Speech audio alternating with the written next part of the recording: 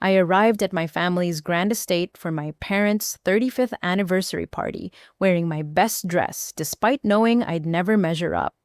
As I entered the ballroom filled with successful relatives, my stomach churned. My brother Marcus stood near our parents' designer suit gleaming. My father tapped his champagne glass for attention. "We have an announcement about our estate planning," he declared. I felt my heart pound as my mother added, "We've made our decision about the inheritance." The room fell silent, waiting. I watched my father reach into his breast pocket and pull out a manila envelope thick with official documents. The chandelier light caught the gold seal on the papers as he cleared his throat importantly. My mother stood beside him, her diamonds glittering as she adjusted the microphone someone had handed her. "As you all know," my father began, his voice carrying that particular tone of self-importance he reserved for major announcements. "Caroline and I have worked hard to build our legacy. We've spent considerable time thinking about how best to preserve and grow what we've created." The room of 150 guests leaned forward collectively. I noticed Cousin Sarah gripping her champagne flute tighter. Uncle George loosened his tie. Even the catering staff paused in their movements. After careful consideration and consultation with our financial advisors, my father continued, "We've decided to leave our entire estate to Marcus." The words hit me like ice water. My brother's face transformed with a smile that didn't quite reach his eyes. He stepped forward, already extending his hand toward the documents. $2.5 million, my mother announced clearly. "Every penny goes to Marcus, who has proven himself through his successful construction business and his commitment to family values." My legs felt weak. Aunt Patricia's sharp intake of breath echoed somewhere to my left. I saw phones lifting discreetly, no doubt recording this moment of my complete humiliation. My mother's gaze found me across the room. "Some children make their parents proud," she said, each word deliberate and cutting. "They build careers that matter. They create families. They contribute to society in meaningful ways." She paused, letting the implication sink in. "Others," she continued, her voice dripping with disappointment, "choose paths that lead nowhere. Social work, living in studio apartments, refusing to settle down. These children need to learn to handle their own lives." Someone gasped. I heard glass shatter and turned to see Sarah had dropped her flute champagne, spreading across the marble floor like spilled secrets. My face burned as conversations erupted in whispers throughout the ballroom. "Rita has made her choices," my father added, not even dignifying me with eye contact. "We've supported her long enough. It's time she faced the consequences of prioritizing idealism over success." Marcus strutted forward to accept the documents, his Italian leather shoes clicking against the floor. "Thank you, Mom and Dad," he said smoothly. "I promise to honor your trust and continue building our family's reputation." I stood frozen as relatives turned to stare, some with pity, others with that particular satisfaction people get from witnessing someone else's downfall. My hands trembled as I heard fragments of conversation. "Always knew she was the problem child. Waste of potential, if you ask me. That's what happens when you major in social work." My mother wasn't finished. She launched into a detailed comparison of her two children. Marcus's MBA from Wharton versus my state school social work degree, his 3-story house in Westchester versus my Queen studio, his rotating cast of model girlfriends versus my notably single status. We gave them the same opportunities, she lamented dramatically. The same private schools, the same connections.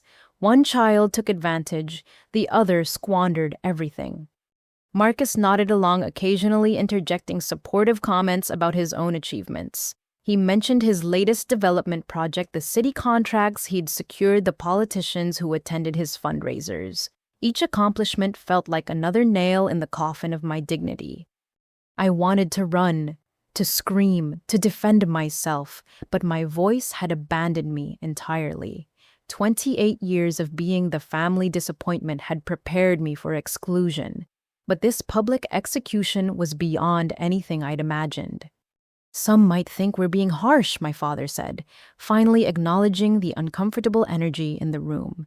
But enabling failure helps no one. Rita needs to understand that in this family we reward excellence, not participation.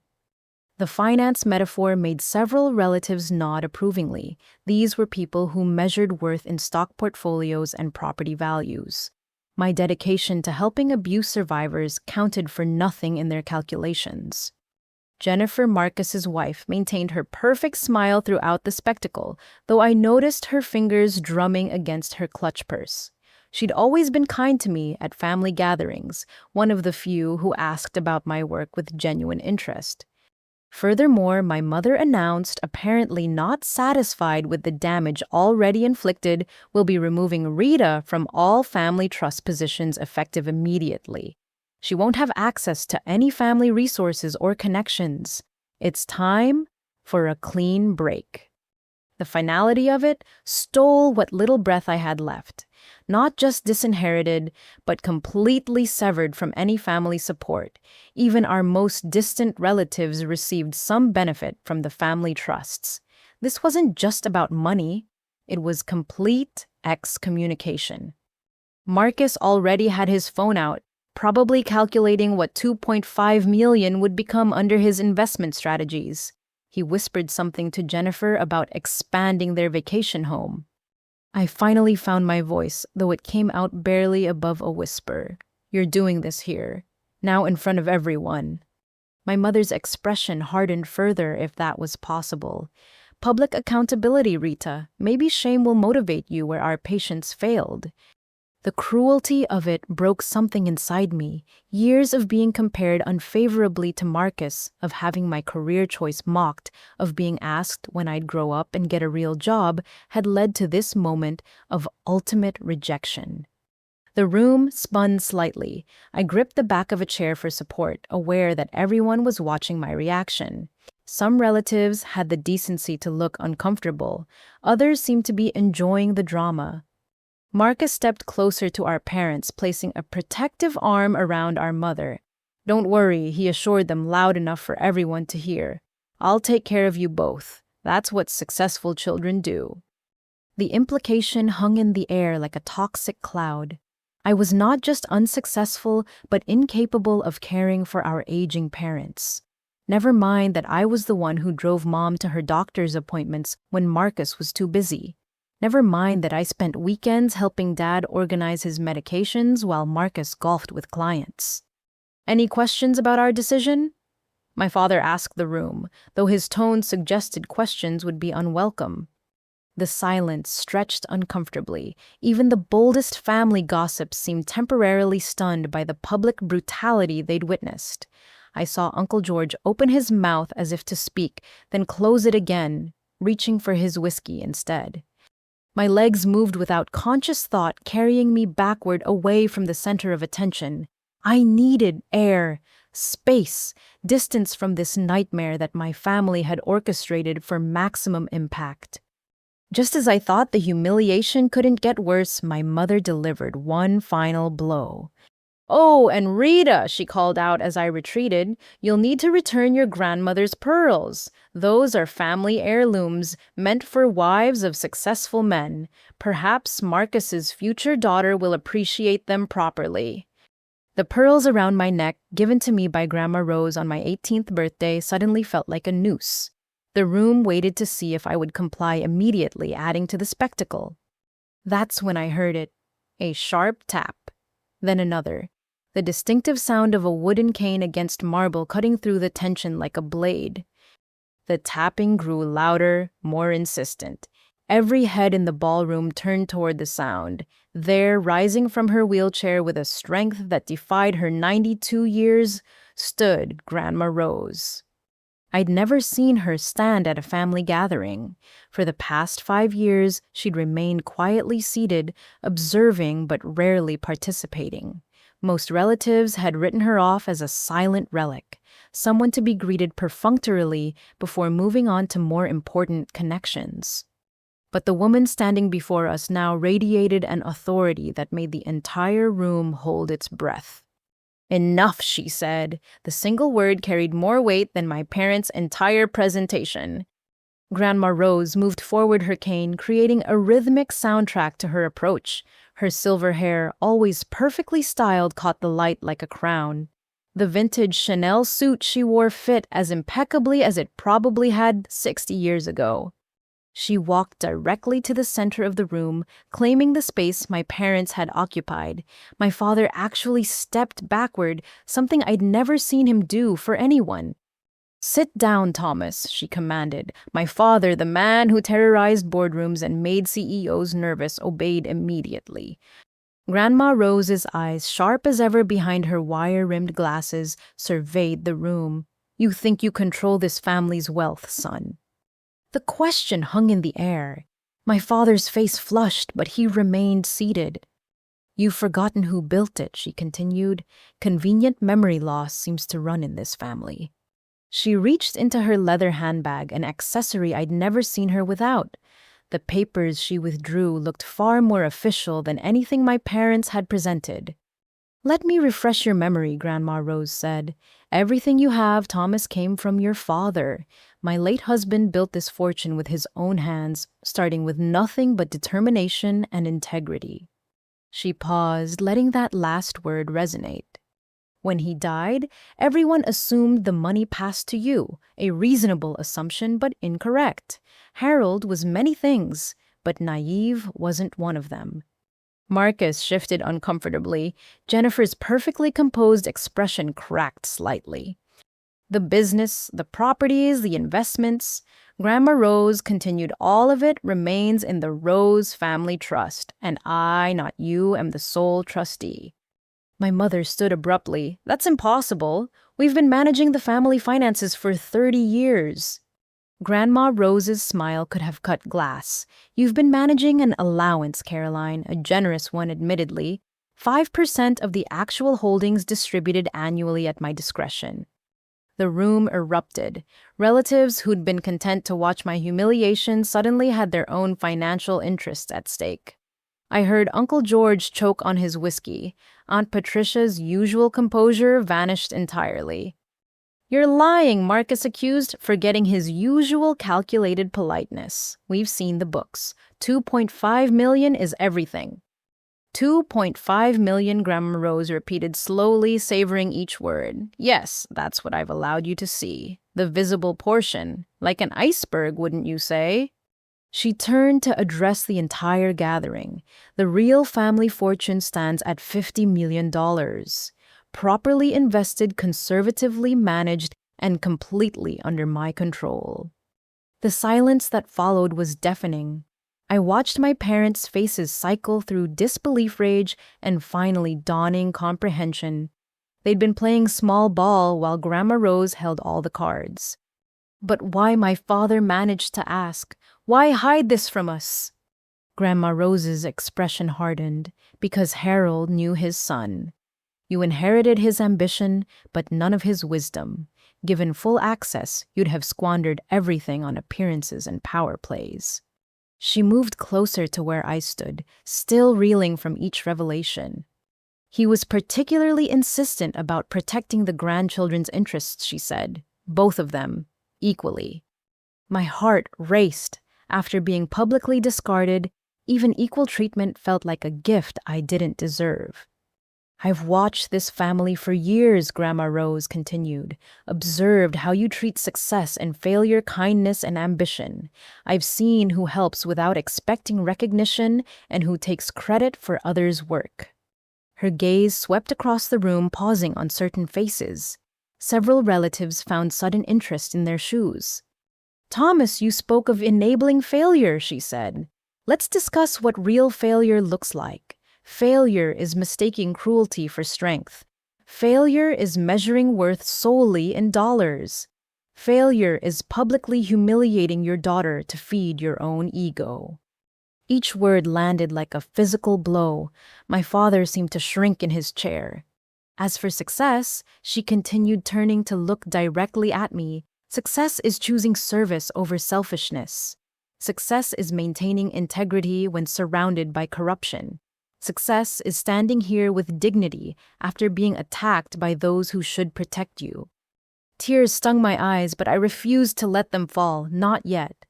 Effective immediately, Grandma Rose announced, "I'm restructuring the family trust distributions. The equal split between grandchildren that Harold wanted will be honored. But there's more." She pulled out another set of documents. "I'm also appointing new trustees for various family holdings, people who've demonstrated actual leadership and character." Marcus stepped forward aggressively. "You can't do this. We'll contest it. Dad's been running things for decades." Grandma Rose's laugh was sharp and brief. "Contest away. I have excellent lawyers.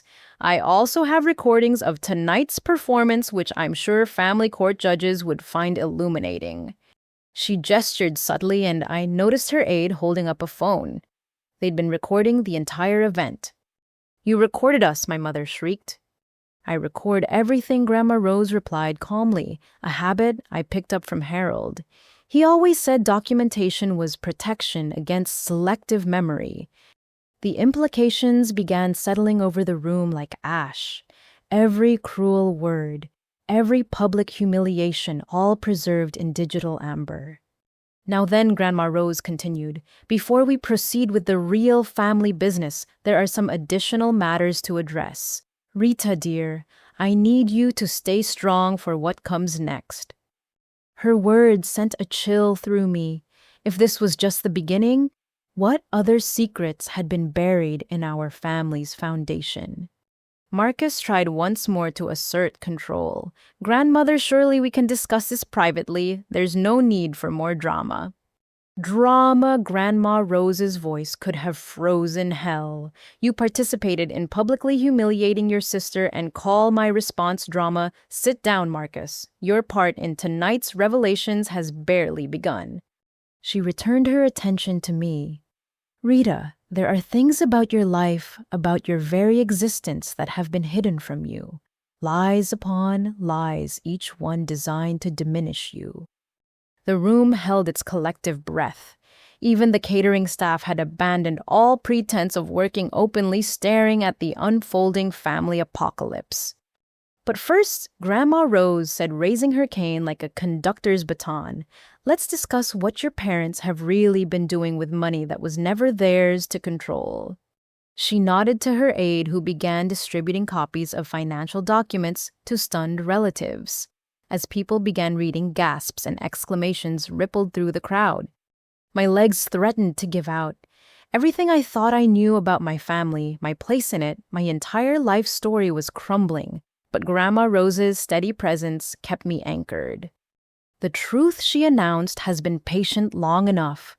Tonight it all comes out." Grandma Rose's aide efficiently distributed documents throughout the ballroom. I watched relatives' faces transform from confusion to shock as they read. Sarah covered her mouth with trembling fingers. Even Jennifer's carefully maintained composure cracked. "Rita," Grandma Rose said, her voice gentler now, "come here, child."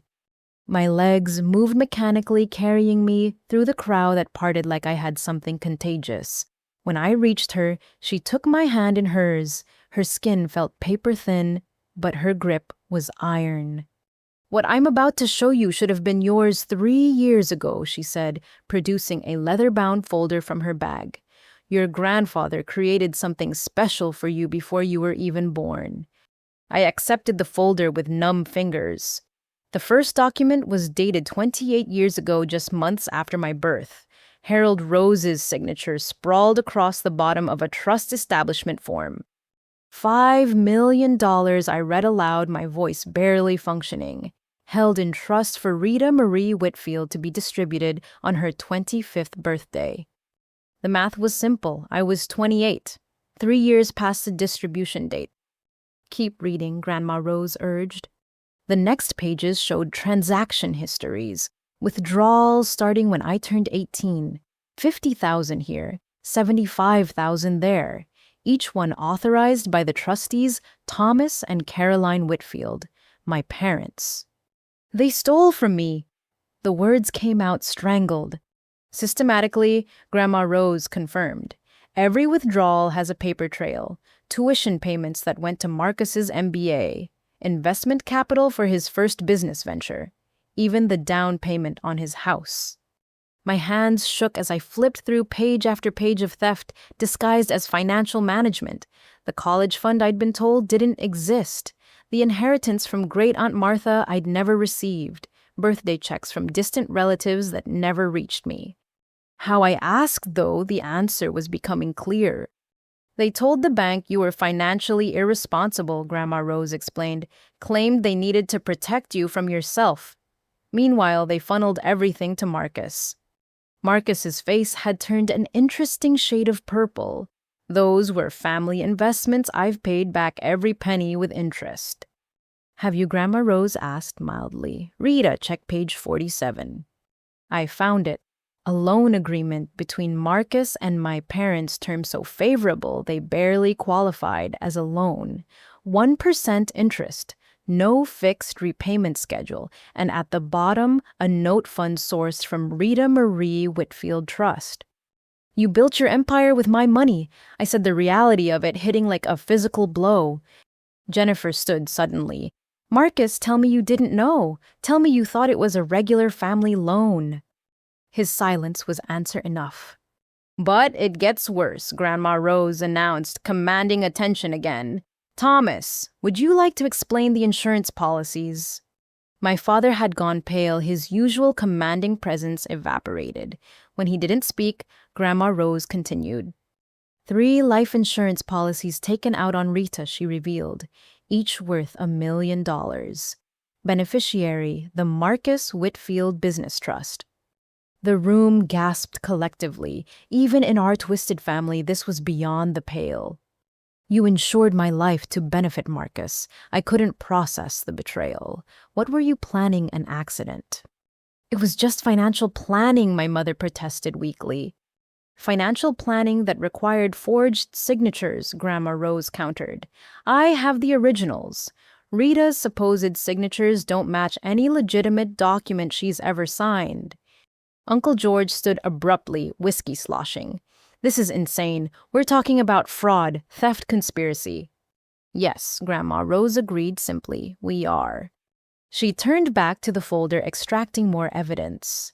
There's also the matter of the scholarship Rita won her senior year of high school. Full ride to Columbia University. Mysteriously rescinded due to incomplete paperwork. My heart stopped. I remember that. They said I missed the deadline. You didn't, Grandma Rose said. Your parents intercepted the acceptance letter and declined on your behalf. Couldn't have you outshining Marcus at an Ivy League school. The betrayal cut deeper than the money. They'd stolen my education and my opportunities, my future. Every job offer that came through family connections, Grandma Rose continued relentlessly redirected to Marcus or simply declined. Every opportunity for advancement sabotaged. Even that internship at the UN you wanted so desperately. I sank into the nearest chair. The UN internship had been my dream. I'd been told I wasn't selected, that hundreds of candidates were better qualified. I'd believed them. Internalized the failure. They responded to the offer, Grandma Rose said gently. Told the UN you'd accepted a position elsewhere. Then they gave your recommendation letters to Marcus's friend. Jennifer made a sound of disgust. This is sick. You systematically destroyed your own daughter's life to prop up your son. We did what was best for the family, my mother insisted, but her voice lacked conviction. Marcus had the temperament for success. Rita was always too soft, too idealistic. Too kind, you mean Aunt Patricia, interjected, surprising everyone. Too genuine to play your power games. Grandma Rose wasn't finished. She pulled out bank statements meticulously highlighted. Every birthday gift, every holiday check, every graduation present from extended family, all deposited into accounts Rita never saw. The numbers were staggering. 28 years of stolen gifts, stolen opportunities, stolen future, all to build Marcus's success story. The apartment fire, I said, suddenly remembering, when I lost everything my junior year. Suspicious timing, Grandma Rose agreed. Right after you'd been promoted at your internship, right before you would have been offered a permanent position. Marcus's expression flickered, just for a moment, but I saw it. Guilt. You didn't, I breathed. The fire marshal ruled it accidental, he said too quickly. Faulty wiring. In a building your company later purchased for pennies on the dollar, Grandma Rose noted. After several similar accidents drove down property values. The scope of it overwhelmed me. This wasn't favoritism or sibling rivalry. This was a deliberate, decades-long campaign to destroy me while using my resources to build Marcus up. Why, I asked, looking at my parents. What did I do to deserve this? My father finally found his voice. You were never supposed to amount to anything. When you kept trying, kept succeeding, despite everything we had to protect Marcus's position. Protect him from what his sister's success. From comparison, my mother admitted, you had something Marcus never did. People liked you, really liked you, not just what you could do for them. The admission hung in the air, all those years of being told I was a failure, and the truth was they feared my success. The relatives always asked about you, my father added bitterly. Even when we'd talk about Marcus's achievements, they'd want to know how Rita was doing. It was undermining his image. So you undermined my life instead, I said. Grandma Rose squeezed my shoulder. I documented everything.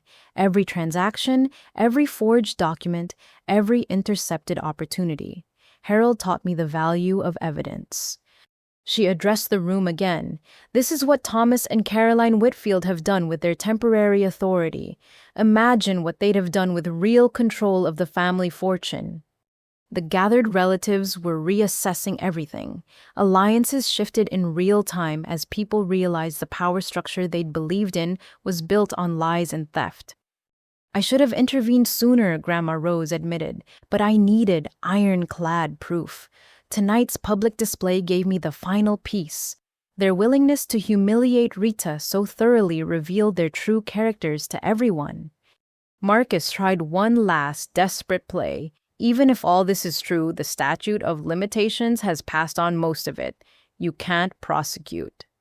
Can't I, Grandma Rose smiled. Financial fraud has ongoing implications, and conspiracy charges have their own timeline. But we're getting ahead of ourselves. We haven't even discussed the present crimes yet.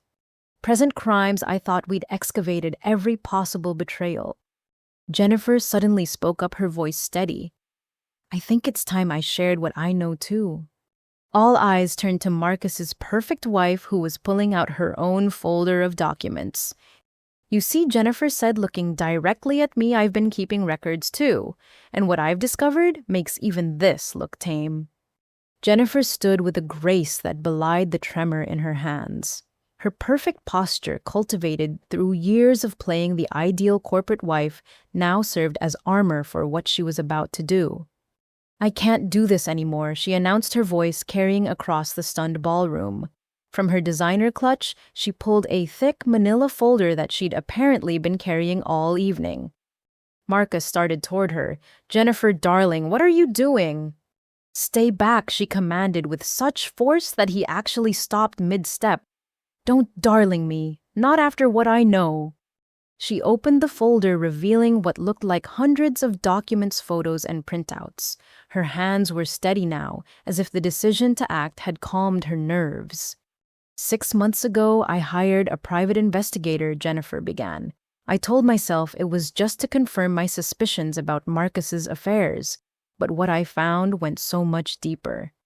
She pulled out a photograph first, Marcus with a woman who definitely wasn't his wife entering a hotel. Then another, and another. Different women, different hotels spanning years. 12 affairs that I can document, Jennifer said clinically, though I'm sure there were more. The corporate credit card made it easy to track. Charges at jewelry stores, lingerie boutiques, abortion clinics. That last word sent shockwaves through the room. My mother actually clutched her pearls, the irony not lost on anyone. But infidelity was the least of it, Jennifer continued. She pulled out building permits, inspection reports, bank transfers. Marcus's construction empire is built on bribes, falsified safety inspections, and substandard materials. Those are lies, Marcus snarled, but his face had gone pale. Really, Jennifer held up a recording device. Because I have you on tape discussing how much to pay Inspector Williams to overlook the foundation issues at the Riverside project, the one where 2 workers later died when a wall collapsed. Gasps echoed through the ballroom. Criminal negligence resulting in death was a different level of scandal entirely. You recorded me your own husband. My husband, Jennifer said with devastating calm, was a stranger wearing a familiar face. The man I married wouldn't have stolen from his sister or built wealth on workers' graves. She turned to face the assembled relatives, but here's where it connects to tonight's revelation. The money Marcus used for these bribes, it came from Rita's trust fund. Every dirty dollar is traceable back to theft. Grandma Rose nodded approvingly. I wondered when someone else would start connecting the dots. Jennifer pulled out more papers. Tax documents all falsified, shell companies hiding income, offshore accounts in the Caymans, and every scheme, every crime discussed openly because Marcus thought I was too stupid to understand. She laughed bitterly. The dumb blonde act worked too well. He'd take calls about illegal deals while I was in the room, confident I cared more about my manicure than his meaning. When did you stop being my wife and start being my enemy? Marcus demanded. The day I realized you viewed me as an accessory rather than a person, Jennifer shot back. Just like you view everyone, tools to use or obstacles to remove. She pulled out another set of documents, but the worst part, your parents knew. They helped. The accusation landed like a bomb. Jennifer held up transcripts, printed emails, recorded conversations. June 15th, 3 years ago, she read, Thomas Whitfield advising Marcus on how to structure bribes as consulting fees. Caroline Whitfield suggesting which inspector's kids needed college tuition. They weren't just stealing from Rita, they were active participants in the criminal enterprise. My father tried to speak, but only managed a strangled sound. My mother had gone so pale her makeup looked like a mask. Every family dinner, Jennifer continued, they'd discuss it, how to hide funds, who to pay off, which safety violations to ignore. All while Rita served them coffee and asked about their health. The cruelty of it hit me fresh. I'd spent years caring for people who were actively destroying lives, including mine. I have copies of everything, Jennifer announced. One set lives in my lawyer's safe, another with the FBI, a third with the New York Times investigative unit, and the fourth, well, that's being uploaded to multiple cloud servers as we speak. Marcus lunged forward, but security guards apparently hired by Grandma Rose for exactly this possibility intercepted him. You vindictive witch, he screamed. I gave you everything. You gave me a prison, Jennifer corrected. Golden bars, but still a cage. And you forgot that caged animals eventually bite. She turned to me then, and her expression softened. Rita, I'm sorry. I should have spoken up sooner, but I was gathering evidence, making sure it would stick. You deserved better from all of us. We took you in, my mother shrieked at Jennifer, welcomed you to our family.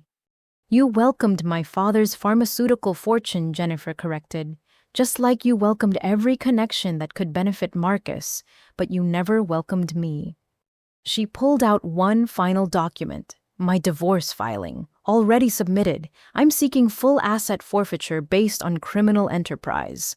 Marcus won't have a penny that isn't seized by authorities. The room erupted. Relatives shouted questions, accusations, denials. Marcus had to be physically restrained as he screamed threats at his soon-to-be ex-wife. Jennifer walked over to where I sat, still processing everything. I know we were never close, she said quietly. You probably thought I was just another shallow trophy wife. I didn't, I admitted. I thought you were trapped. Her eyes filled with tears. I was, but watching them destroy you gave me courage. If you could survive their cruelty with your soul intact, I could find the strength to escape. She handed me a flash drive. Everything's on here too, in case you want to pursue civil charges. It's all yours. Grandma Rose stood again, tapping her cane for attention. This is what happens when greed becomes gospel, when families become corporations and children become investments. She looked directly at my parents. You've lost everything. Your son, Tadhen, faces prison. Your money is tainted evidence. Your reputation is destroyed. And for what? To prevent Rita from outshining Marcus. It was supposed to be simple, my father said, his voice broken. Marcus would succeed. Rita would accept her place. The family would prosper. Whose family, I asked, finally finding my voice. Because it was never mine. I was just the resource to be mined, the scapegoat to be blamed, the failure to make Marcus look better. Sarah suddenly stood up, my cousin, who'd been watching everything with increasing agitation. I have something to say too. My heart sank. Sarah had been my closest ally among the cousins. If she had betrayals to reveal too... Wait, she said, raising her hands. Before you assume the worst, let me clarify something. I've known Rita my whole life. She's the only genuine person in this toxic family. Relief flooded through me, but she wasn't done. Which is why what I'm about to say hurts so much, Sarah continued. I've been part of this too, not by choice, but through cowardice, and Rita deserves to know. The hits just kept coming. I braced myself for another revelation, another betrayal, another piece of my life revealed as a lie. Sarah's confession would be one more layer in this family's twisted web, but at least now with Grandma Rose and Jennifer as allies, I wasn't facing it alone. Sarah's hands trembled as she gripped the back of a chair for support. Her usually perfect composure cracked, revealing something raw and guilty beneath. Wait, this affects me too, she announced, her voice carrying across the chaotic ballroom. But instead of the support I'd expected from my closest cousin, her next words shattered another piece of my world. I've been Marcus's silent business partner for 5 years, she confessed, the words tumbling out like poison she needed to expel. He promised me 20% of the inheritance if I helped him. The betrayal hit differently than the others. Sarah had been my confidant, the one person I'd trusted with my doubts and fears about our family. We'd shared holidays, secrets, dreams of escaping this toxic dynamic together. You were spying on me. My voice came out smaller than intended. Sarah's face crumpled. It started small. Marcus asked me to report what you talked about at cousins' dinners. Your job prospects, your dating life, your plans. I told myself it was harmless gossip. She pulled out her phone, scrolling through messages with shaking fingers. But it escalated. He had me spread stories about you to the family, created a whole narrative about your failures. What stories, though part of me didn't want to know? That you'd been fired from multiple jobs for incompetence, that you had gambling debts, that you'd stolen from the charity where you volunteered. Sarah's voice broke. All lies, but I had details, dates made them believable. Each fabrication explained so much. Why certain relatives stopped inviting me to events. Why others looked at me with disgust rather than mere disappointment. Why job references from family connections suddenly dried up. The social media posts, I said, remembering suspicious activity on my accounts.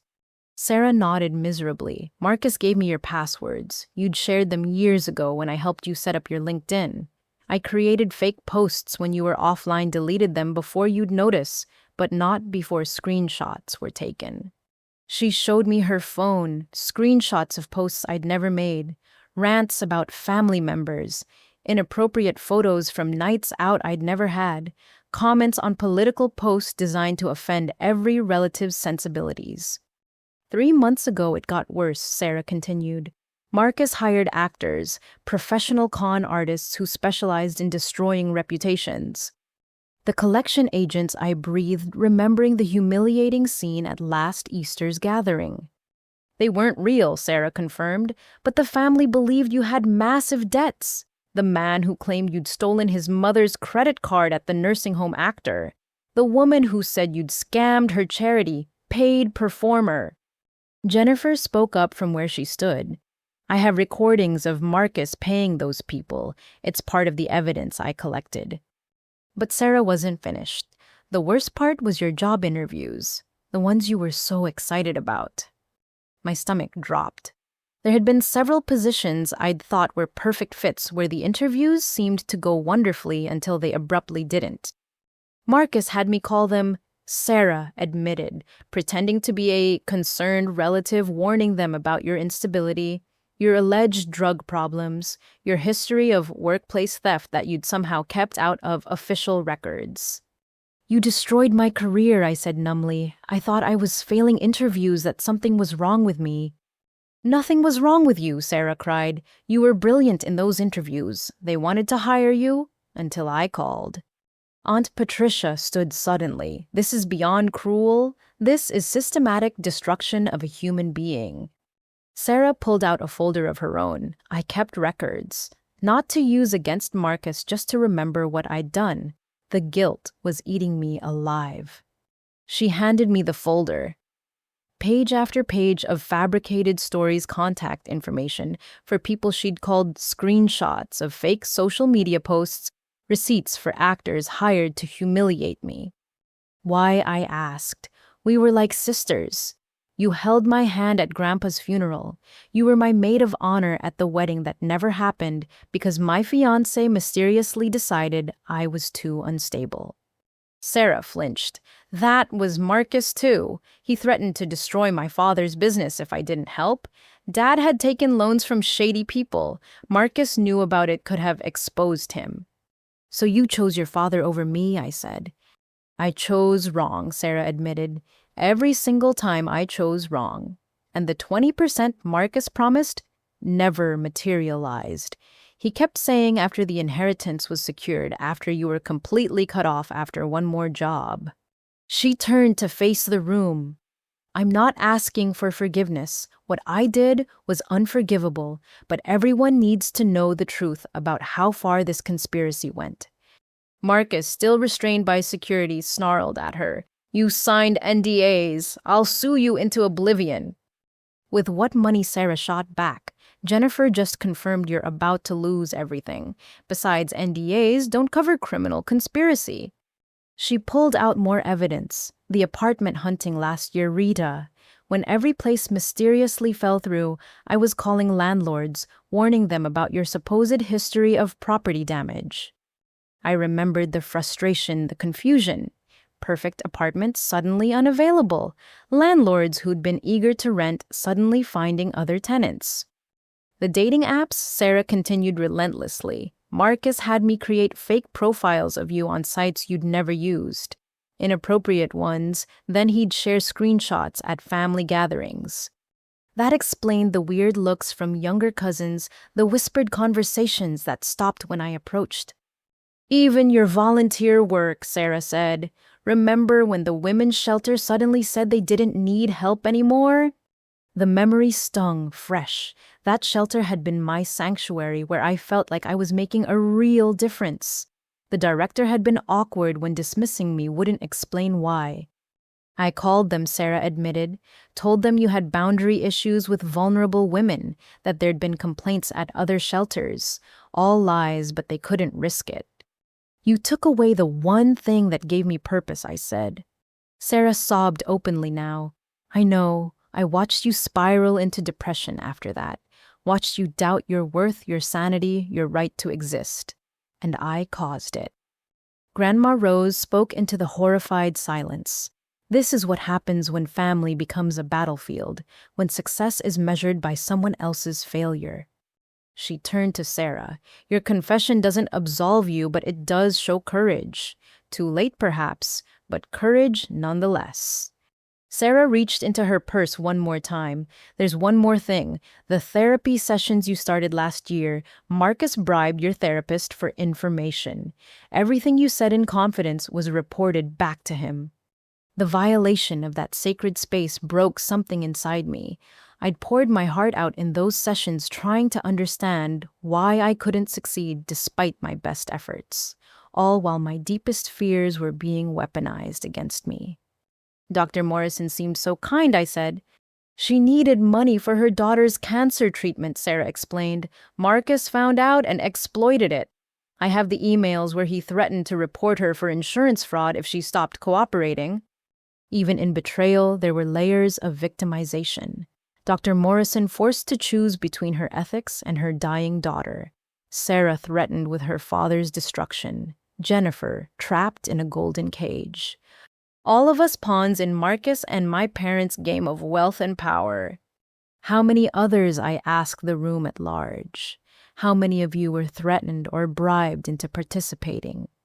Several relatives shifted uncomfortably. Uncle George cleared his throat like he might speak, then took another drink instead. The invitation list for tonight, Sarah added, seeming determined to confess everything. I helped create it, made sure certain relatives who actually liked you wouldn't be here. The ones present were chosen because they'd either enjoy the spectacle or be too intimidated to object. I looked around the room with new eyes. True enough, my supporters were notably absent. Cousin Michael, who always defended me. Aunt Dorothy, who sent encouraging cards. Great Uncle Stephen, who'd offered me a job at his firm before suddenly retracting it. A curated audience for my humiliation, I said. I'm so sorry, Sarah wept. I became someone I don't recognize. The guilt has been destroying me. When I saw them publicly humiliate you tonight, announce the inheritance plan I'd helped engineer, I couldn't stay silent anymore. Marcus had managed to partially free himself from security's grip. You're all hypocrites, acting shocked when you benefited from keeping Rita down. How many of you hired her for anything? Promoted her, even invited her to your homes. His words, meant to deflect, carried truth. The entire extended family had participated in my marginalization, whether actively or through willful blindness. The difference, Grandma Rose observed, is that some people can acknowledge their wrongdoing. Others double down on cruelty. She looked at Sarah with something that might have been pity. Your confession is noted. What you do next matters more than what you've done. Sarah wiped her tears, straightening with visible effort. I've already sent everything to Rita's lawyer. Well, the lawyer I hired for her. Mr. Chen is expecting your call, Rita. He specializes in conspiracy cases. Chen, my mother spat. You hired someone named Chen. Even now, facing ruin, she couldn't resist the racism that ran through our family like rot through wood. One of the best attorneys in New York, Sarah confirmed. And yes, I chose him partly because I knew it would irritate you. She turned back to me.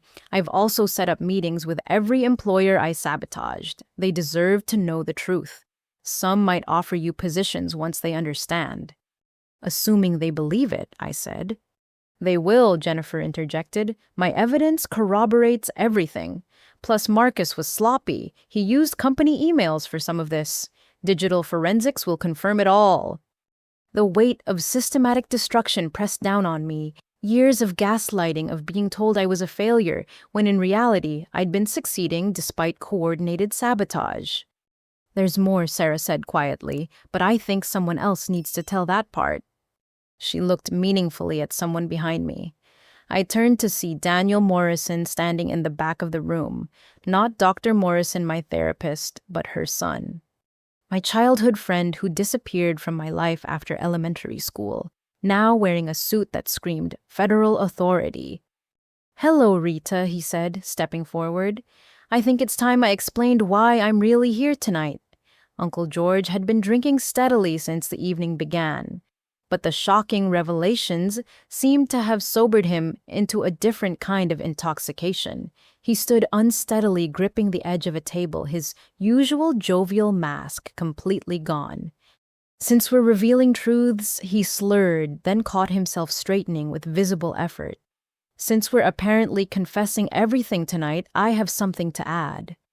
My father turned to his brother with warning in his eyes. George, you're drunk. Sit down. Drunk, yes, George agreed, but not confused. Not anymore. Rita deserves to know about her real father. The room, already electric with tension, seemed to pulse with new energy. My mother went rigid. Thomas isn't your biological father. Rita George announced the words falling like bombs. Never was. He's known since before you were born. George, stop, my mother pleaded, but her panic confirmed the truth. No more lies, Caroline, George said firmly. The girl has suffered enough for your fiction. He pulled out his phone, scrolling through old photos with shaky fingers. Dr. James Richardson. Brilliant humanitarian dedicated physician, spent his life helping refugees and disaster victims. The photo showed a man with kind eyes and gentle features. I could see myself in the curve of his smile, the shape of his nose. You had an affair, my father said flatly. She had love, George corrected. Real love, not the business arrangement you two called marriage. My mother sank into a chair. It wasn't supposed to matter. Thomas agreed to raise her. For a price, George added, complete control over Caroline's trust fund. Ironic, considering tonight's theme. He found another photo, my mother young and glowing, standing beside Dr. Richardson at what looked like a medical conference. He was everything Thomas wasn't, George continued. Compassionate, selfless, devoted to helping others rather than hoarding wealth. Caroline fell in love with someone who measured success in lives saved, not dollars earned. And then I asked, my voice barely working. Then Caroline got pregnant, George said. James wanted to marry her, raise you together, but that would have meant giving up the Whitfield fortune. So she chose money, I said bitterly. She chose security, George corrected, though his tone suggested he didn't approve. James was heading to Afghanistan to help establish medical clinics. Caroline feared the danger, the uncertainty. I was young, my mother defended. My parents threatened to disown me, the shame of divorce, of scandal. So instead, you let Thomas claim Rita as his own, George said. Made a deal. He'd raise another man's child if you never contacted James again. But James didn't accept that. Grandma Rose interjected, clearly already aware of this history. George nodded. He wrote letters, sent money for Rita's care, set up trusts in Switzerland for his daughter's future, all of which Thomas intercepted and destroyed. He pulled out a folder I hadn't noticed him carrying. Except I saved some. Couldn't stand watching my brother erase a good man's love for his child. The letters were yellowed with age, but carefully preserved. I took them with trembling hands. My dear daughter, the first one began, though I cannot hold you, know that you are loved beyond measure. Your mother sends photos, and I see my eyes in your face, my mother's smile in yours. He thought Mom was sending photos, I asked. I was, my mother admitted quietly, at first, until Thomas found out and stopped me. I read through letters filled with love, hope, and dreams for my future. My biological father had wanted to know everything about me. First words, first steps, favorite toys. The last letter arrived just before he died, George said. He knew something was wrong, knew the letters weren't reaching you. This one was different, more urgent. If you're reading this, it means something has happened to me. Know that I loved you every day of your life, that I fought to be part of your world, and that I've made provisions for your future that no one can steal. He knew, I said. He knew he was in danger. Because Thomas told him, George said, dropping the biggest bombshell yet. My brother didn't just intercept letters.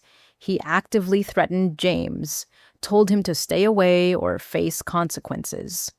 That's a lie, my father shouted. Is it? George pulled out another document. This is the letter you sent to James's superior at Doctors Without Borders, claiming he was mentally unstable, suggesting he be recalled from Afghanistan. The letter was typed, but signed with my father's distinctive scrawl.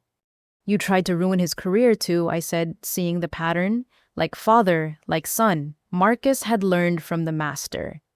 But James was too good at his job, George continued, too respected, so Thomas tried a different approach. He showed an email printout.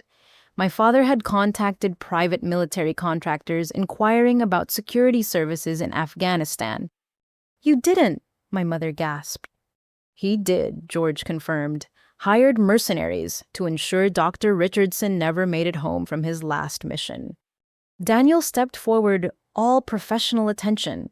Mr. Whitfield, that's conspiracy to commit international murder, no statute of limitations. Prove it, my father snarled. I can, George said simply. I have the banking records, the contractor's response, the confirmation of completion message after James died. He handed the documents to Daniel, who examined them with growing excitement. He wasn't supposed to die, my father said suddenly. Just be frightened off, injured enough to leave Afghanistan. But your mercenaries got enthusiastic, George said. Made it look like a terrorist attack. Killed 3 other doctors in the process. 3 other innocent people dead because my father couldn't stand another man loving me. Why keep this secret? I asked George. Why not tell me years ago? George's shoulders sagged. Because I'm a coward. Thomas had dirt on me too. My affairs, my debts, my preferences that our parents wouldn't have understood. He threatened to destroy me. So you chose yourself over truth, I said. Yes, George admitted, and I've hated myself every day since. Watching him torment you, knowing you had a father who would have treasured you. It's been hell. But why tell me now, I asked. Because I'm dying, George said simply. Liver cancer. 6 months if I'm lucky. Figured I'd better clear my conscience while I can. He pulled out one more item, a small key on a chain. Your father left more than letters. There's a safety deposit box in Geneva. He established a foundation in your name, the Richardson Medical Foundation. It's been waiting 28 years for you to claim it. How much, Grandma Rose asked, ever practical. Not money, George said. Something better. A fully operational medical charity with clinics in 12 countries.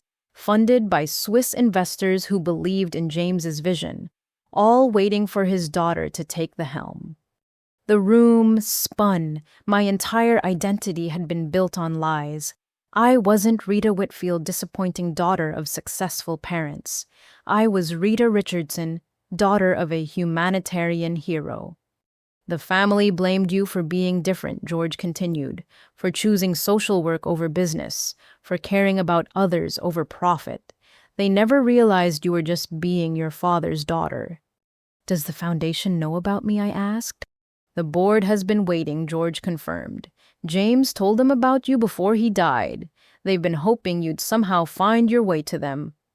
This changes everything about the inheritance, someone said. If Rita isn't Thomas's biological daughter? It changes nothing, Grandma Rose interrupted. I decide who inherits, not biology. Besides, legal paternity was established at birth.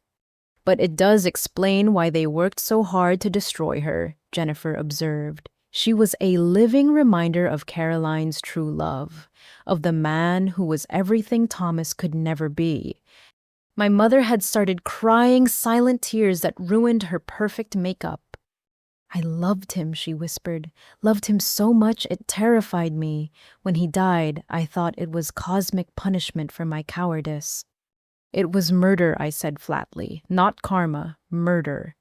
I suspected, she admitted, but I was pregnant with Marcus by then, trapped in a marriage that had become a prison. If I accused Thomas... You chose security again, I finished. The irony, George said, finishing his drink, is that James Richardson was worth more than our entire family combined. His medical patents, his research, his connections. Caroline chose fool's gold over real treasure. Where's the proof about the mercenaries? Daniel asked. George handed over a thick envelope. Everything's there. Bank transfers, emails, even a recorded phone call. I've been gathering evidence for 20 years, waiting for the courage to use it. You recorded your own brother, my father asked. You murdered my niece's father, George shot back. Recording seemed mild in comparison. The federal agents were having rapid discussions. International assassination conspiracy to commit murder fraud spanning decades. The charges kept multiplying. There's one more thing, George said, seeming determined to purge everything. The Whitfield family fortune built on blood money, long before tonight. George, no, several relatives said simultaneously. Yes, he insisted. Grandfather's shipping empire smuggled weapons to conflict zones. Father's real estate built on land stolen from displaced families. We've been criminal for generations. He looked at me almost kindly. You're not a failed Whitfield Rita. You're the only success because you failed to become us. The family legacy I'd been excluded from was nothing but generational crime. The inheritance I'd been denied was blood money multiplied by decades. Your biological father's foundation has helped millions, George added. His clinics have saved countless lives. His legacy is healing. Ours is destruction. Why didn't he fight harder to see me? I asked, still processing. He tried, George said. The court's private investigators, even diplomatic channels, but Thomas had judges and his pocket politicians on payroll. And then, the mercenaries? He died trying to get back to me, I said, understanding, flooding through me. His last mission was supposed to be his last, George confirmed. He was coming home to fight for custody, had lawyers lined up evidence of Thomas's crimes. He never made it to the airport. My father had murdered a good man whose only crime was loving his daughter. The other doctors who died, I said, did they have families? 2 had children, George said. The foundation has been supporting them per James's contingency instructions. He always planned for the worst. Even in death, my biological father had shown more care for strangers than my legal father had shown for me. I need a minute, I said, standing unsteadily. Take all the time you need, Grandma Rose said gently. This is a lot to process. As I moved toward the balcony doors needing air, George called after me. Rita, one last thing. Your name. I paused. James wanted to name you Hope, he said. Hope Marie Richardson. He said you were the hope that love could overcome circumstances. Hope. I'd been Hope all along, renamed Rita to fit the Whitfield narrative. As I stepped onto the balcony, breathing in cool night air, I thought about the man who'd loved me before I was born, who died trying to claim me, whose legacy of healing waited for me to claim it. Inside, I could hear the chaos continuing, more revelations, more arrests, more family secrets spilling like blood from opened veins. But for a moment, I just stood there holding my biological father's letters, finally understanding why I'd never fit the Whitfield mold. I was never meant to. The balcony doors opened behind me, and I turned to see Aunt Patricia stepping out into the cool night air. She moved with her characteristic elegance, but there was something different in her bearing, a decisiveness that hadn't been there before. 5 minutes of fresh air, then you need to come back in, she said, not unkindly. I have an announcement that concerns you. Patricia Montgomery Whitfield had married into our family 30 years ago, bringing a fortune from her pharmaceutical empire. Childless by choice, she'd always maintained a careful distance from family drama while somehow staying informed about everything. I've seen enough, she announced as we re-entered the ballroom. Her voice, trained by decades of board meetings, commanded instant attention. More than enough, actually. She walked to the center of the room with the confidence of someone who'd built an empire from nothing. Her silver hair gleamed under the chandeliers as she surveyed the assembled relatives like a general reviewing troops. I've watched this family for 3 decades, Patricia began. Studied your dynamics, your alliances, your betrayals. Do you know what I've concluded? No one answered. Even the federal agents seemed to pause their activities. You're all parasites, she said pleasantly, except for Rose and Rita. The rest of you parasites feeding on inherited wealth while producing nothing but misery. Patricia, surely that's harsh, someone ventured. Is it? She pulled out her phone, scrolling through something. Let's review. George, you've embezzled from 3 companies. Bradley, your drug distribution network uses my pharmaceutical connections. Margaret, you've been filing false insurance claims for 5 years. Each named relative flinched. Patricia had apparently been keeping her own records. I tested you all, she continued. Small opportunities to prove character. Charity drives where you could have donated anonymously. Business ventures where you could have acted ethically. Every single one of you chose greed. Except Rita, she said, turning to me. Do you remember the homeless shelter fundraiser 5 years ago? I nodded, confused. It had been a small event raising money for a shelter near my apartment. I organized that, Patricia revealed, specifically to see who would contribute without expecting recognition. You gave 3 months of savings. Everyone else made excuses. That was my rent money, I said, remembering the financial strain. I know, Patricia said. I also know you slept in your office rather than ask family for help. That told me everything about your character.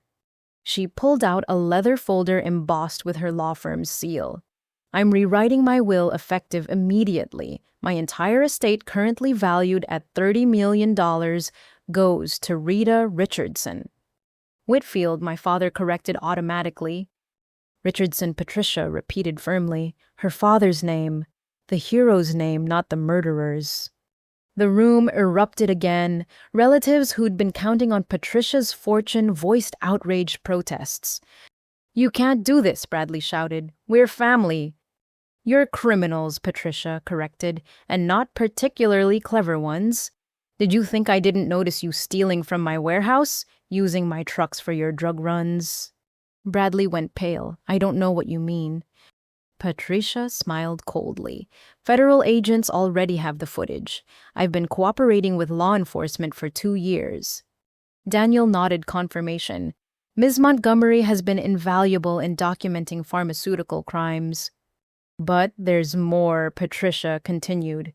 The building where Marcus's company headquarters operates, I own it through a shell company. The lease ends tomorrow at midnight. They have 24 hours to vacate.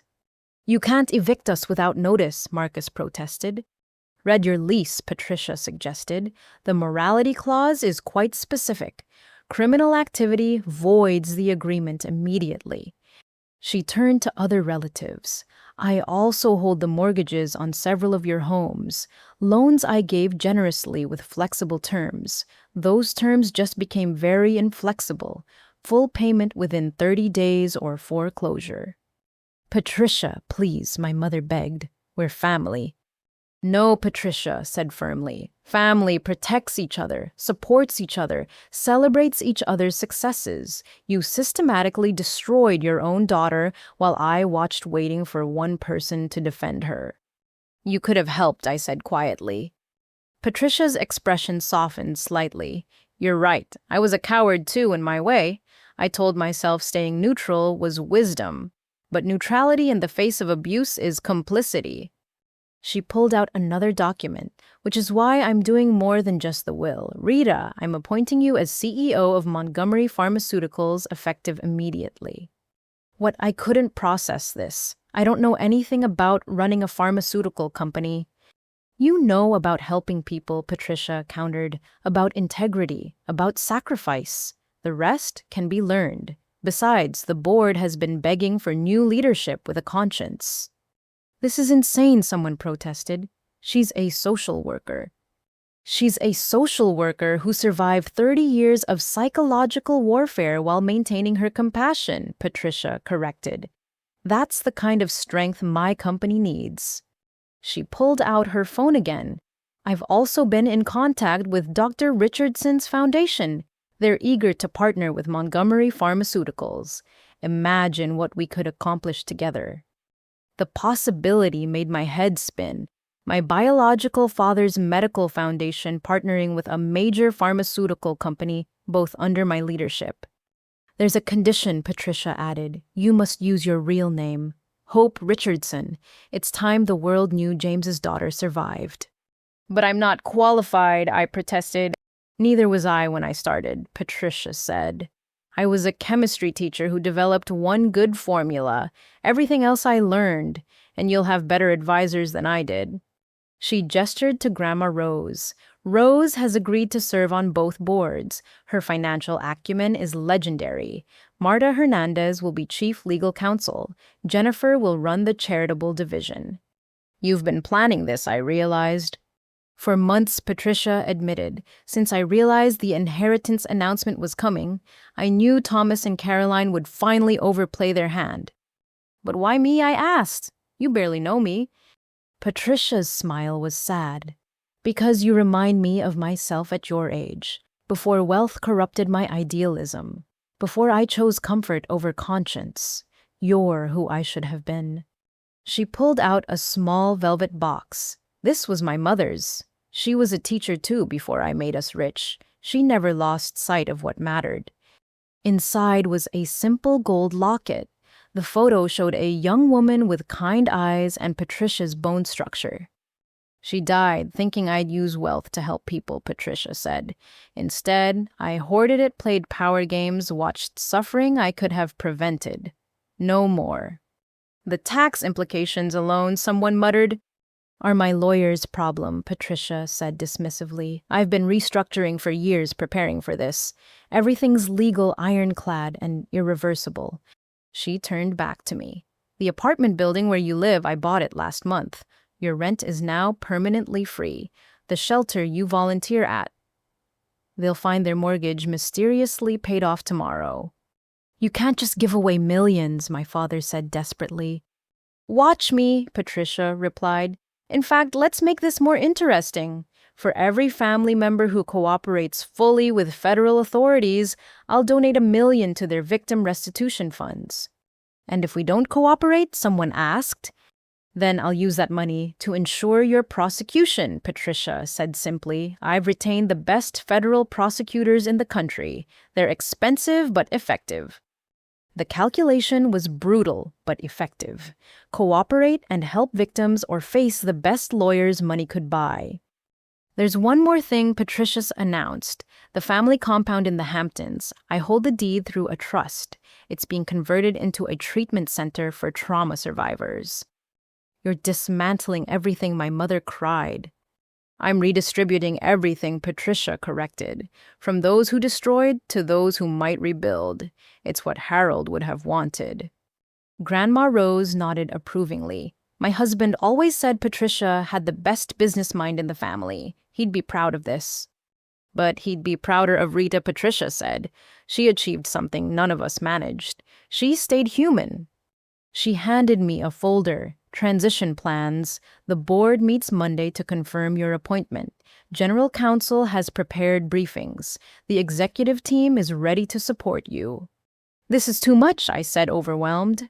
This is a beginning, Patricia corrected. Your father wanted to heal the world. Now his daughter has the resources to try. She'll fail, Marcus predicted bitterly. She has no experience. She survived you, Patricia observed. That's all the experience she needs. Besides, she'll have something you never did. People who genuinely want her to succeed.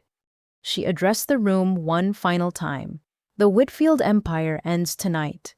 What rises from its ashes depends on whether you choose confession or conviction. Choose wisely. As federal agents resumed processing the scene, Patricia sat beside me, suddenly looking tired. I should have done this years ago, she said quietly. Watched you suffer when I had the power to help.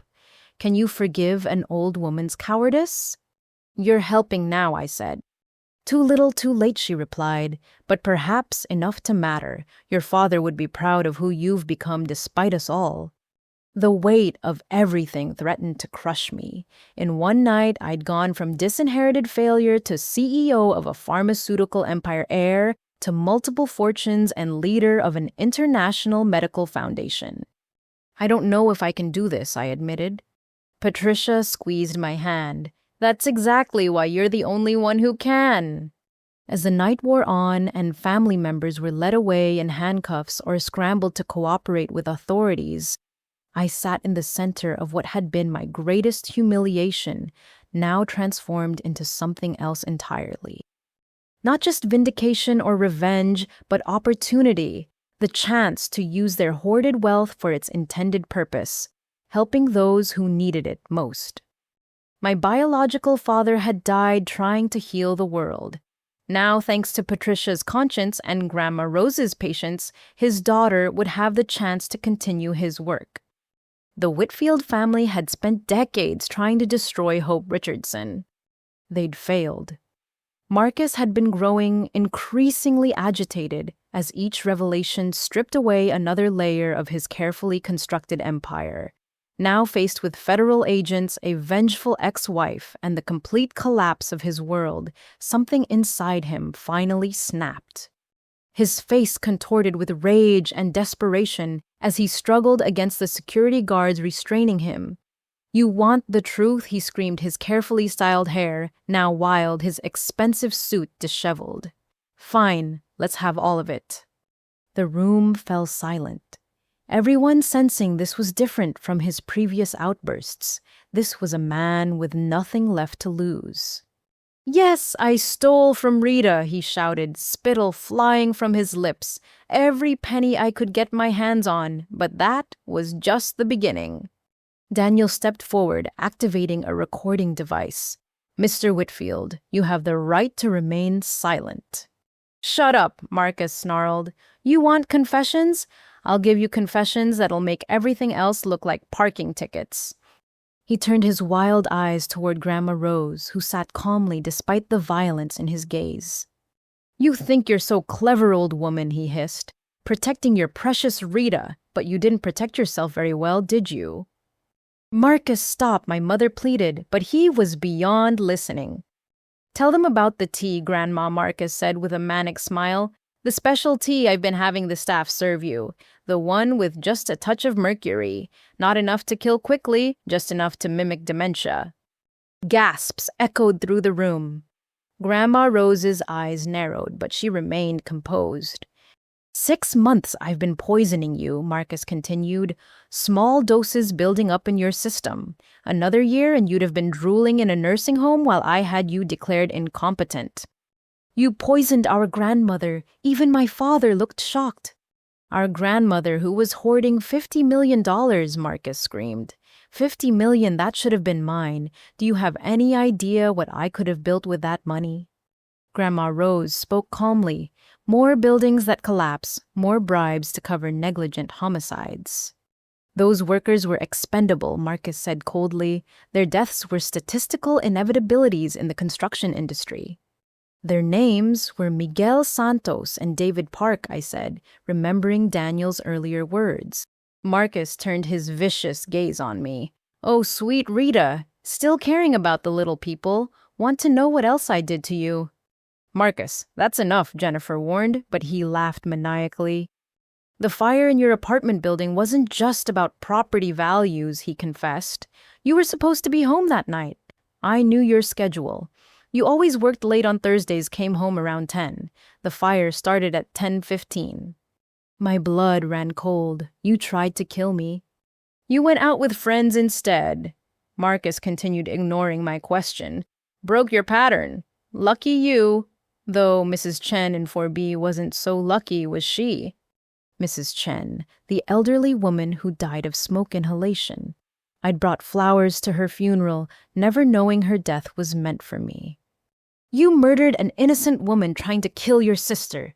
Aunt Patricia's voice dripped with disgust. "Collateral damage," Marcus said dismissively, "like the mercury in Grandma's tea, which, by the way, was administered by Nurse Catherine. You remember her, don't you? Grandma, so caring, so attentive." "The nurse you hired through the agency," Grandma Rose said slowly. "My agency," Marcus confirmed. "Well-owned through 3 shell companies, but mine. Every nurse, every caregiver, all my employees. Funny how many elderly relatives in this family have developed sudden health problems, isn't it?" The implications rippled through the room. Several relatives with aging parents exchanged horrified looks. "Uncle Stephen's stroke last year," someone whispered. "Cousin Margaret's mother's sudden dementia," another added. "All mercury," Marcus confirmed gleefully. "Amazing how a little chemistry knowledge goes so far. Create the illness, inherit the money. It's practically a business model." "You're confessing to multiple attempted murders," Daniel said, ensuring his recorder caught everything. "Attempted?" Marcus laughed bitterly. "Let me tell you about the successful ones." He turned to look at various relatives. Cousin William's heart attack, potassium injection. Aunt Deborah's fall down the stairs, she was pushed. Uncle Martin's car accident, cut brake lines. Each confession landed like a physical blow. These weren't just financial crimes anymore. Marcus was revealing himself as a serial killer who'd hunted his own family. But Rita, he continued, focusing on me again with frightening intensity. Rita was special. She couldn't just die. That would be too easy, too quick. So you decided to destroy her life instead, Jennifer said. I decided to conduct an experiment, Marcus corrected. How much could one person take before breaking? How systematically could I dismantle a human being? He smiled at the horror on my face. Every relationship you formed, I sabotaged. Every opportunity that came your way, I destroyed. Every moment of happiness you found, I made sure to ruin. Why I asked, though, I wasn't sure I wanted the answer. Because you existed, Marcus said simply. Because Mom looked at you with love she never showed me. Because Dad felt guilty about you in ways that made him easier to manipulate. Because Grandma Rose protected you when she should have focused on me. I was 3 years old when you were born, I said. What could a toddler have done to deserve this? You were perfect, Marcus spat. Even as a baby, everyone loved you. Look at Rita's smile. Listen to Rita laugh. Isn't Rita sweet? Do you know what I heard? Why can't Marcus be more like his sister? The revelation of such deep infantile rage stunned even the federal agents. So you spent 25 years trying to kill me. Not kill, Marcus corrected. Killing's too simple. I wanted you to kill yourself. Much more elegant. No investigation, no suspicion. Just poor, unstable Rita finally succumbing to her demons. The life insurance policies, Grandma Rose said, $3 million if Rita died by suicide. Exactly, Marcus said proudly, though I'd have settled for accidental overdose. That's why I kept having Mom drug your food. Build up your tolerance, create dependency, then one day just increase the dose. You're insane, my mother whispered. Marcus turned on her with fury. I'm exactly what you made me. You wanted a successful son. You got one. You wanted someone who'd do anything to win. Here I am. He wasn't done confessing. The words poured out like poison from a burst container. The boyfriend who left you at the altar, he said to me, I sent him photos, doctored ones showing you with other men. Hired a woman to seduce him, then made sure you'd find them together. I remembered that devastating day, finding my fiancé with another woman 2 days before our wedding. The humiliation, the heartbreak, the way he had looked at me with such disgust when I'd confronted him. Your best friend from college who stopped speaking to you, Marcus continued. I convinced her you'd been spreading rumors about her marriage, had emails sent from spoofed accounts matching your IP address. Sarah, we'd been inseparable until she'd suddenly cut me off without explanation. I'd mourned that friendship for years. Every single person who ever loved you, Marcus said with satisfaction, I found a way to turn them against you. Except Grandma, and well, the mercury was taking care of that. Nurse Catherine, Grandma Rose said suddenly. She's still at the house. Being arrested as we speak, Daniel assured her. We had units standing by at multiple locations.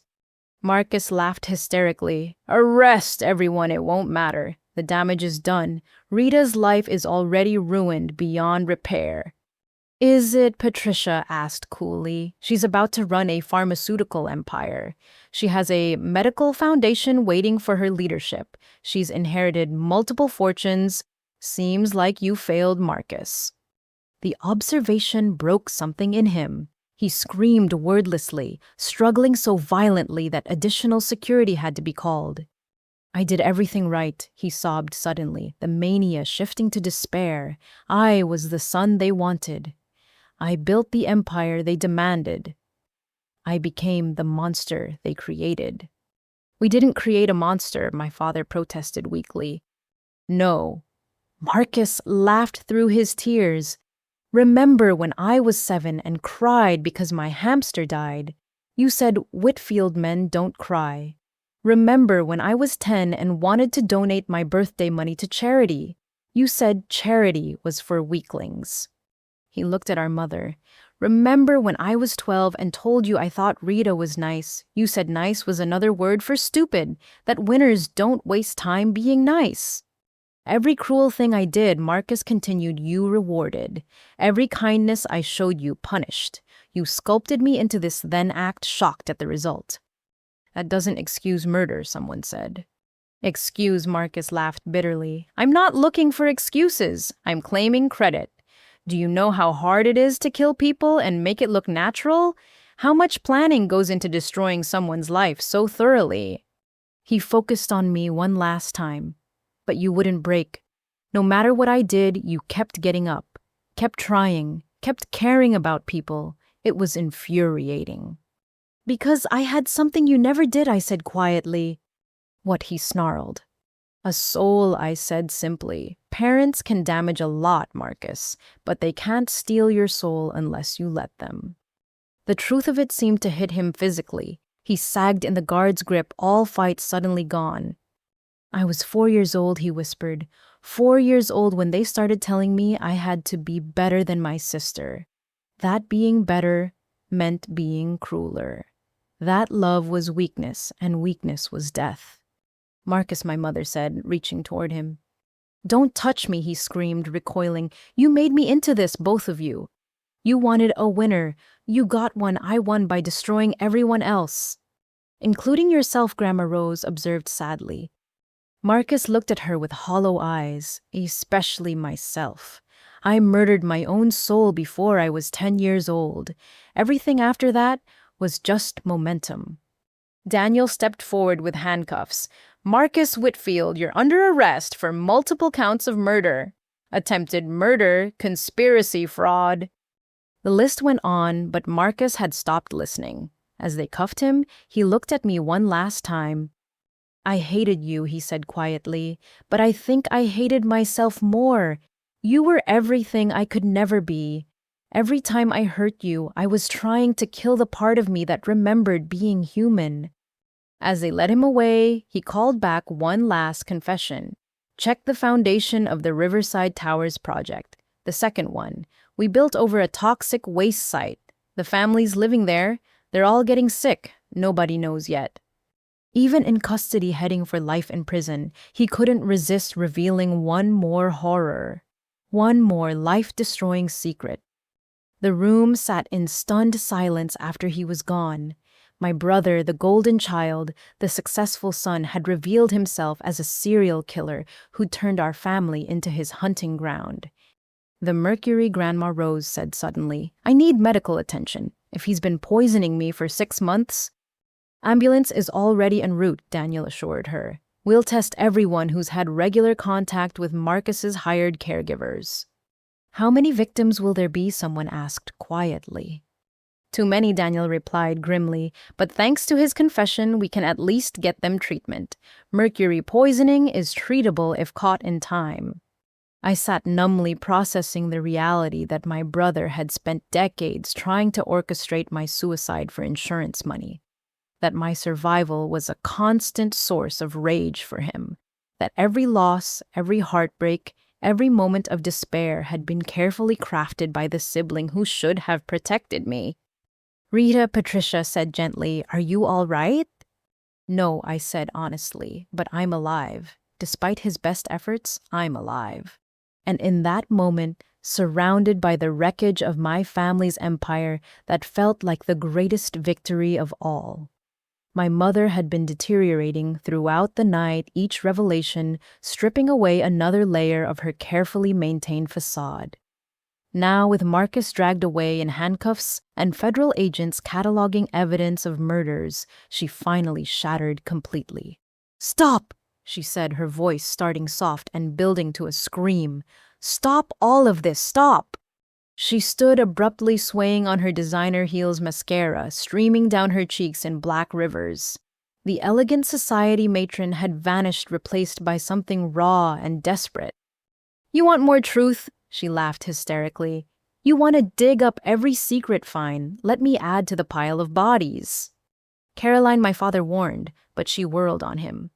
Shut up, Thomas. You murdered my lover and think you have any right to tell me what to do. She grabbed a champagne bottle from a nearby table, wielding it like a weapon. 28 years I've lived with his killer, slept beside the man who orphaned my daughter. Mrs. Whitfield, Daniel stepped forward carefully. Please put the bottle down. She laughed wildly. Whitfield, I haven't been a Whitfield in decades. Just a prisoner with an expensive wardrobe. She took a long drink directly from the bottle champagne spilling down her chin. You all think Marcus was the only monster. You have no idea what I've done. Caroline, you're drunk, Grandma Rose said firmly. Not drunk enough, my mother cried. Do you know what it's like living with the guilt, pretending to love the man who murdered James while raising James's daughter to hate herself? She turned to me, eyes wild, but I found ways to cope, ways to feel alive in this mausoleum of a marriage. What ways, Patricia asked, though her tone suggested she already suspected. Robert Sterling, my mother announced. Marcus's business partner. 20 years we've been having an affair. 20 years of passion while Thomas counted his money and ignored my existence. Caroline, my father, stood his face purple with rage. Oh, now you're upset, she mocked. Now you care about our marriage. You haven't touched me since Marcus was born. Said your heir and spare were sufficient. Mom, stop, I said, disturbed by the unraveling. Stop, she laughed maniacally. I'm just getting started, Rita. Sweet, innocent Rita, who doesn't know what Mommy's been up to. She stumbled to her purse, pulling out a leather journal. Every dirty detail is in here. 20 years of theft, embezzlement, and fraud, all with Robert. Theft, Daniel perked up. Millions, my mother confirmed, flipping through pages. Skimmed from the family trusts, Marcus's business accounts, charity funds. Robert and I were building our escape fund. Where is this money? Daniel asked. Costa Rica, she slurred. Beautiful beach house waiting for us. We were going to disappear next month. Leave all of you behind. Thomas, Marcus, even you, Rita. You were abandoning us, I asked, though. Given everything, I shouldn't have been surprised. Abandoning. She laughed bitterly. I was escaping. This family is a cancer, and I wanted to live whatever years I had left in peace. With a criminal, Patricia noted. With a man who desired me, my mother shot back. Who saw me as more than a breeding mare or a prop at charity galas. Robert made me feel alive. Robert Sterling, Jennifer said suddenly. He's the one who signed off on the falsified building inspections. He's as guilty as Marcus in those workers' deaths. My mother's face crumpled. No, that's not true. Robert would never. I have the documents, Jennifer said coldly. His signature is on every fraudulent report. He knew those buildings would collapse and signed anyway. Because of me, my mother whispered, the mania suddenly shifting to despair. He needed money for our future. I pushed him to take bigger risks, bigger bribes. She collapsed into a chair journal falling open. Even from a distance, I could see entries detailing systematic embezzlement. June 15th, she read aloud, voice hollow. Transferred another 100,000 from Rita's trust. Told Thomas it was for investment fees. He never checks. Too trusting of his stupid wife. You stole from me too, I said numbly. I stole from everyone, she admitted. The charity gala I organized last year raised $2 million for children's cancer. Only half made it to the hospital. Rest went to Costa Rica. You stole from cancer kids, someone voiced the collective disgust. I stole from everyone, my mother screamed. Don't you understand? I was dying inside, every day in this house, pretending to be the perfect wife and mother while my soul rotted. So you decided to rot other souls too, Grandma Rose asked sharply. My mother turned to her with fresh tears. You never liked me. From day one, you knew I wasn't good enough for your precious family. I knew you were weak, Rose corrected, but I hoped motherhood would strengthen you. Instead, you let weakness become cruelty. Cruelty? My mother laughed. You want to know about cruelty? Let me tell you what I did to Rita. My stomach clenched. After everything revealed tonight, what more could there be? The drugs in your food weren't just sedatives, she said, looking at me with a mixture of guilt and defiance. I added hormones, medications that would affect your development, your fertility. What the word came out strangled. I didn't want you to have children, she admitted. Didn't want James's bloodline to continue. Every family dinner, every birthday cake laced with chemicals to damage your reproductive system. The room went silent. Even hardened federal agents looked shocked. You sterilized your own daughter, Patricia's voice was ice. I don't know if it worked, my mother said defensively. Rita never tried to have children, so who knows? But I tried. God, how I tried. Why, I asked, though I could barely form words. Because every time I looked at you, I saw James. His eyes, his smile, his goddamn nobility. And I knew any child of yours would be like him too. Another reminder of what I gave up for money. So you tried to end his line, Grandma Rose said with disgust. I tried to end my pain, my mother sobbed.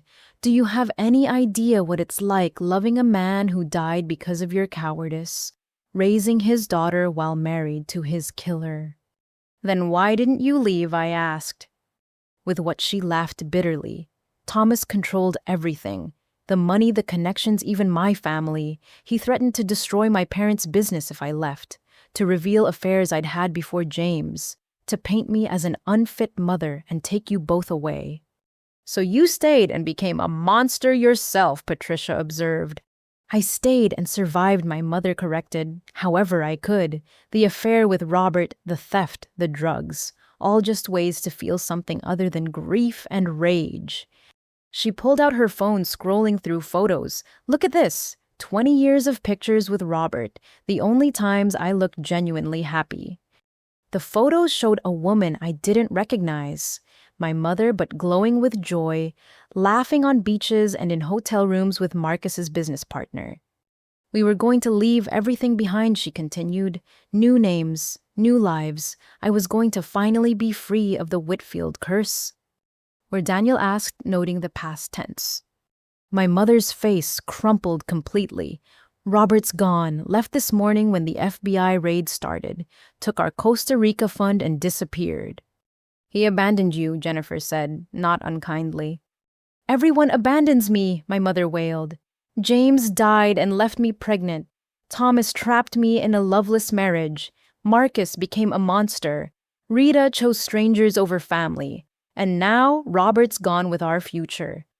You mean the money you stole, Daniel corrected. I mean my freedom. She threw the champagne bottle and it shattered against the wall. 20 years of planning and he left me behind like everyone else. Caroline, my father said you need to calm down.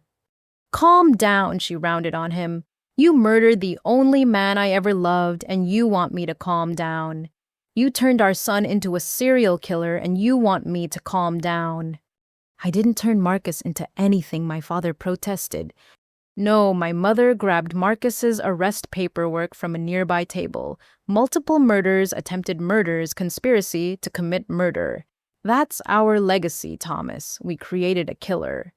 Marcus made his own choices, Grandma Rose said firmly. Did he, my mother challenged, or did we program him from birth winners never quit?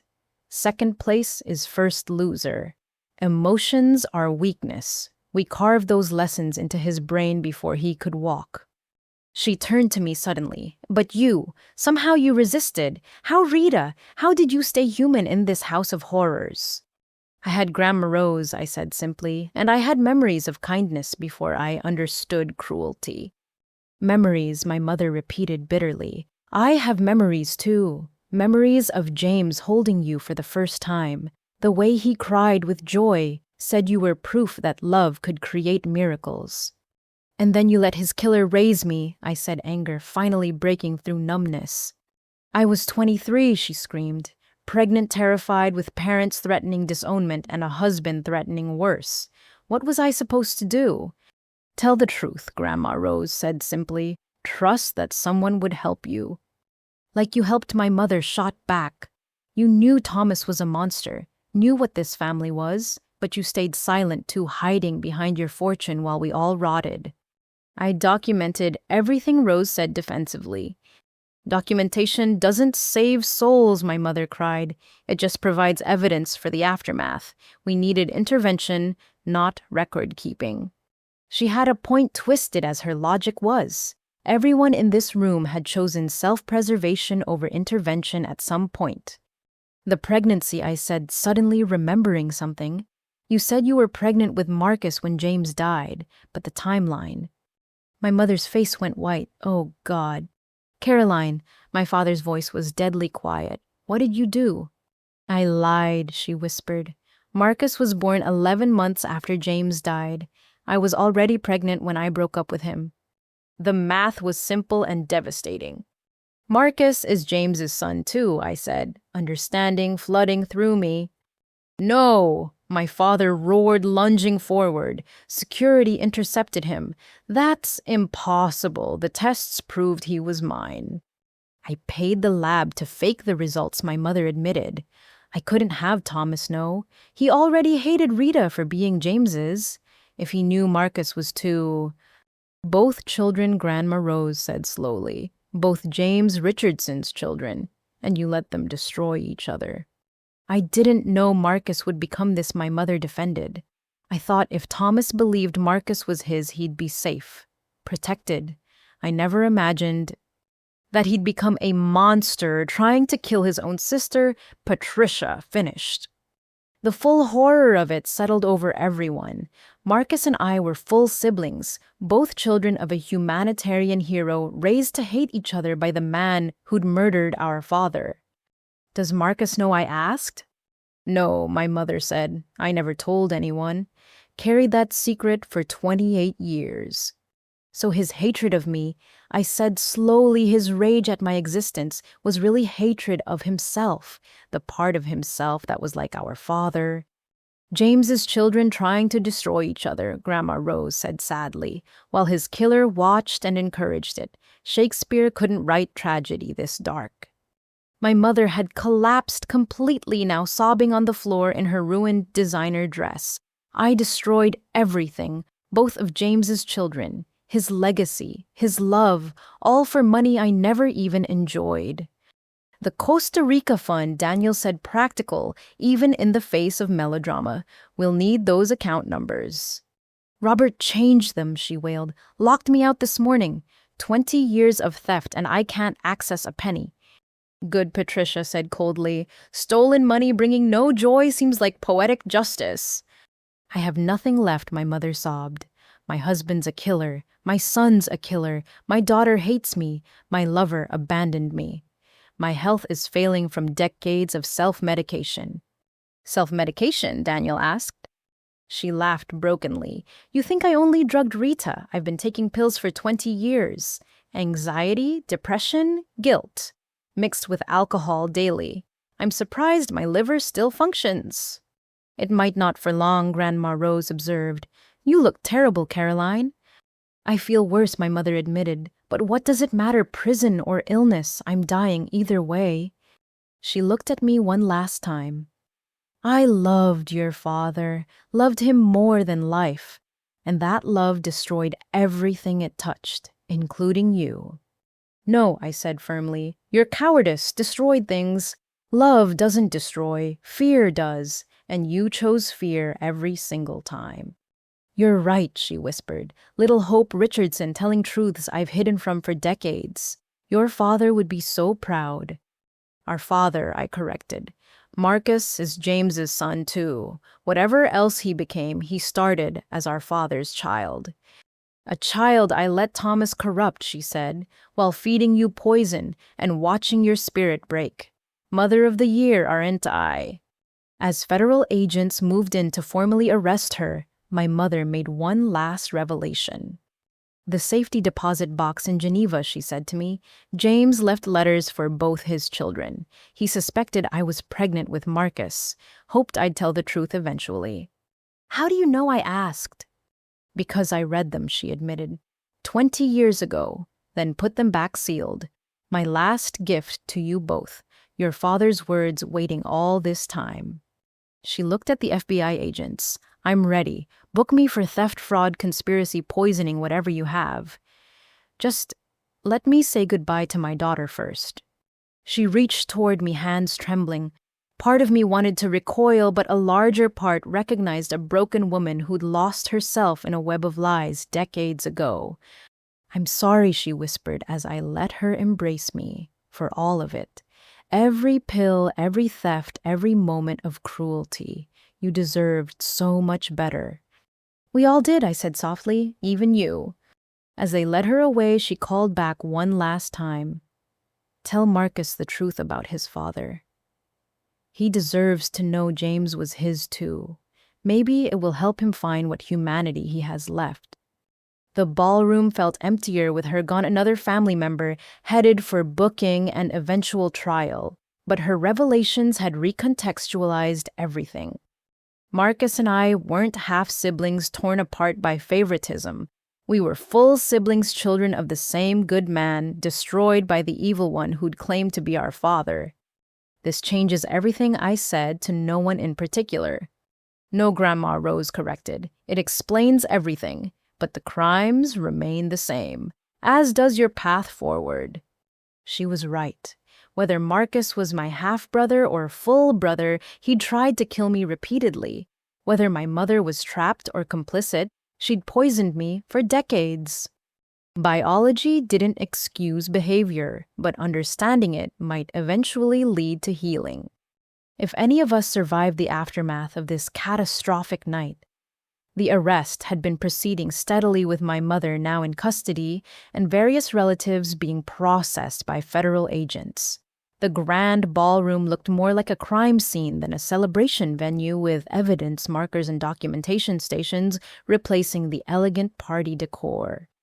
My father had been sitting in enforced silence, flanked by FBI agents who hadn't yet formally arrested him. His face cycled through expressions of rage, disbelief, and something that might have been fear as each family secret was exposed.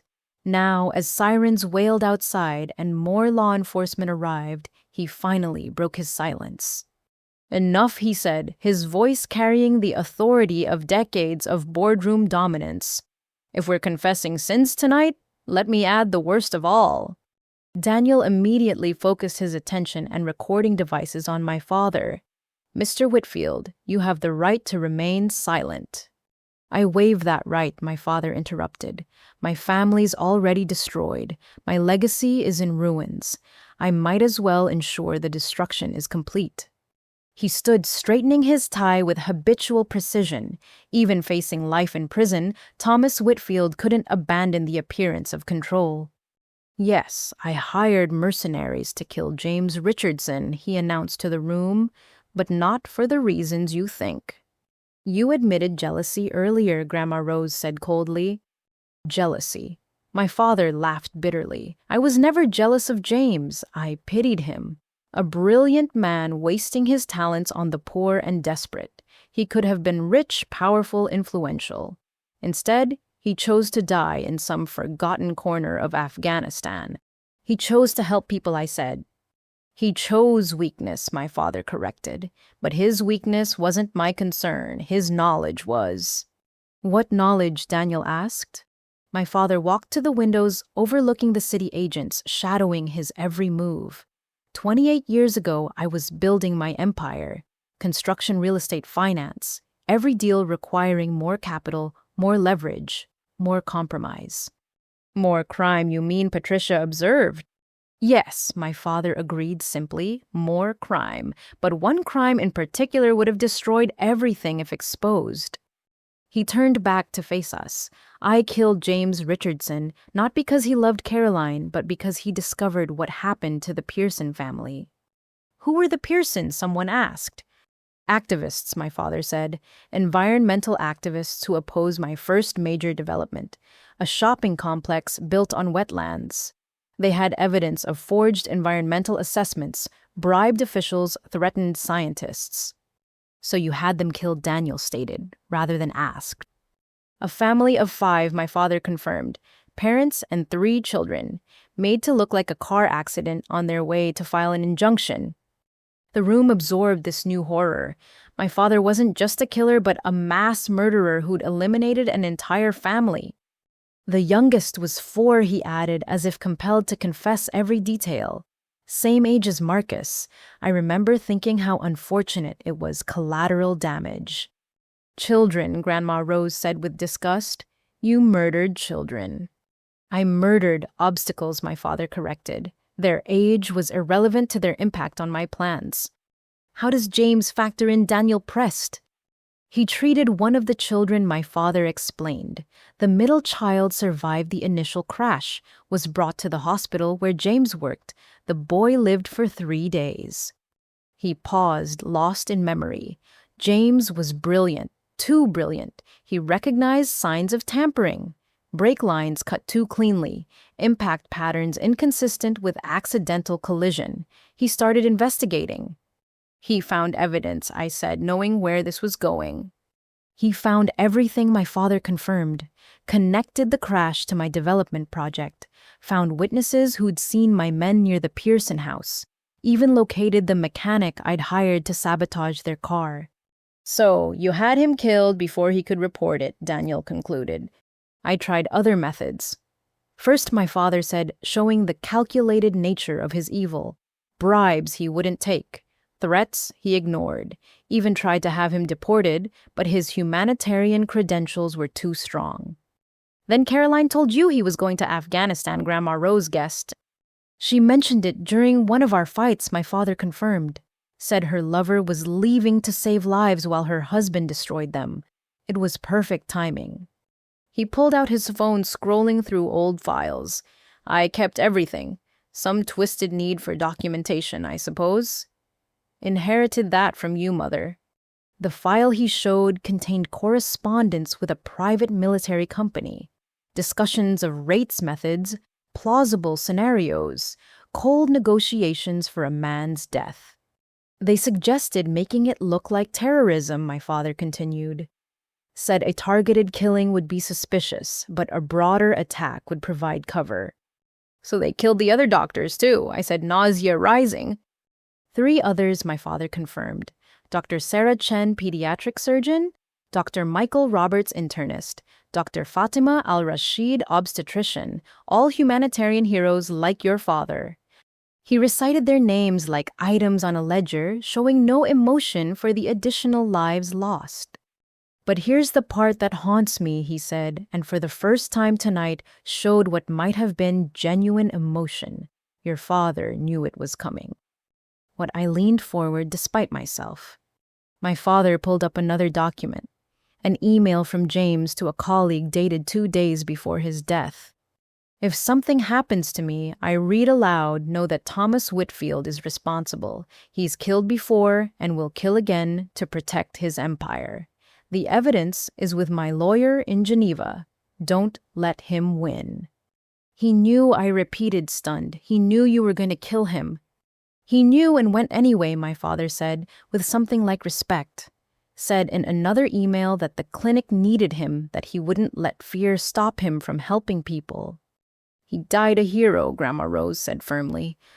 He died a fool, my father countered. He could have stayed in America, fought me in court, maybe won. Instead, he walked into death for strangers.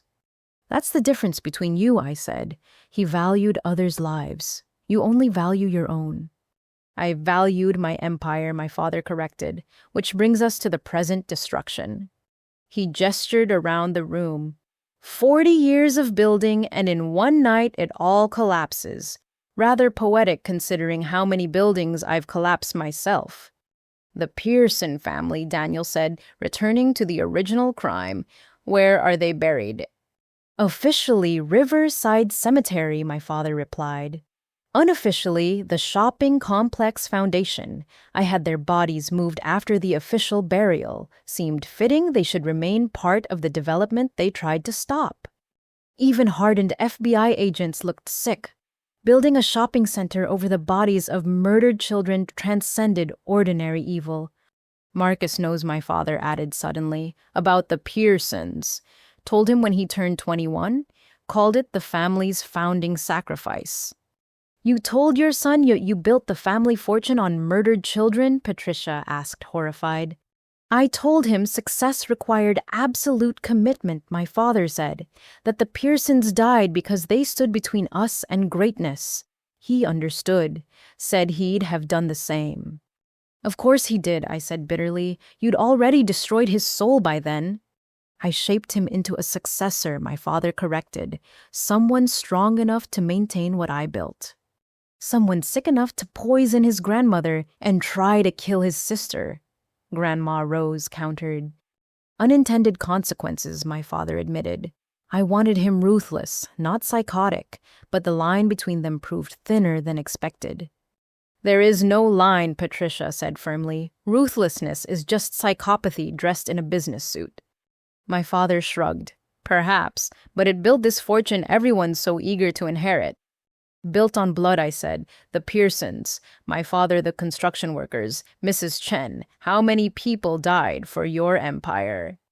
I stopped counting after 50, he said simply. The casual admission of being a prolific serial killer silenced even whispered conversations. My father had just confessed to over 50 murders. But tonight makes it worthless, he continued. Every death, every sacrifice, every moral compromise, all for nothing. For worse than nothing, Grandma Rose corrected. You've created generational trauma, multiple killers, and enough victims to fill a cemetery. I've created a legacy, my father insisted. You've created evidence, Daniel corrected, holding up his recorder.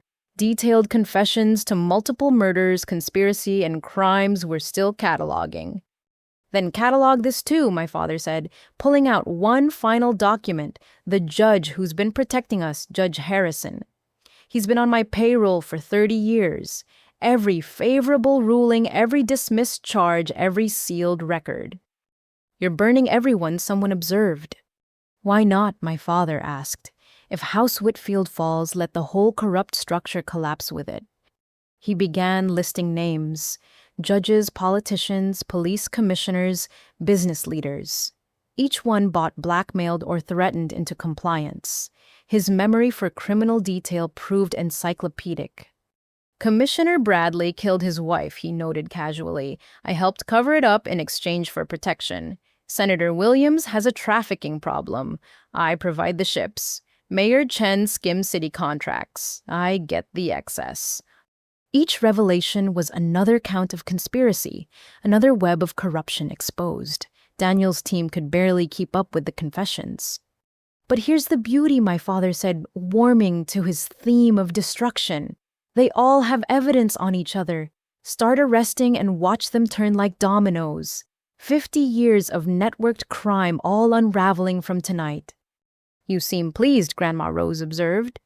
I am, he admitted. If I can't have my empire, no one can.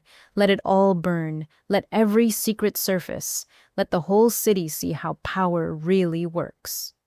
How murder works, I corrected. How threatening and killing anyone who opposes you works.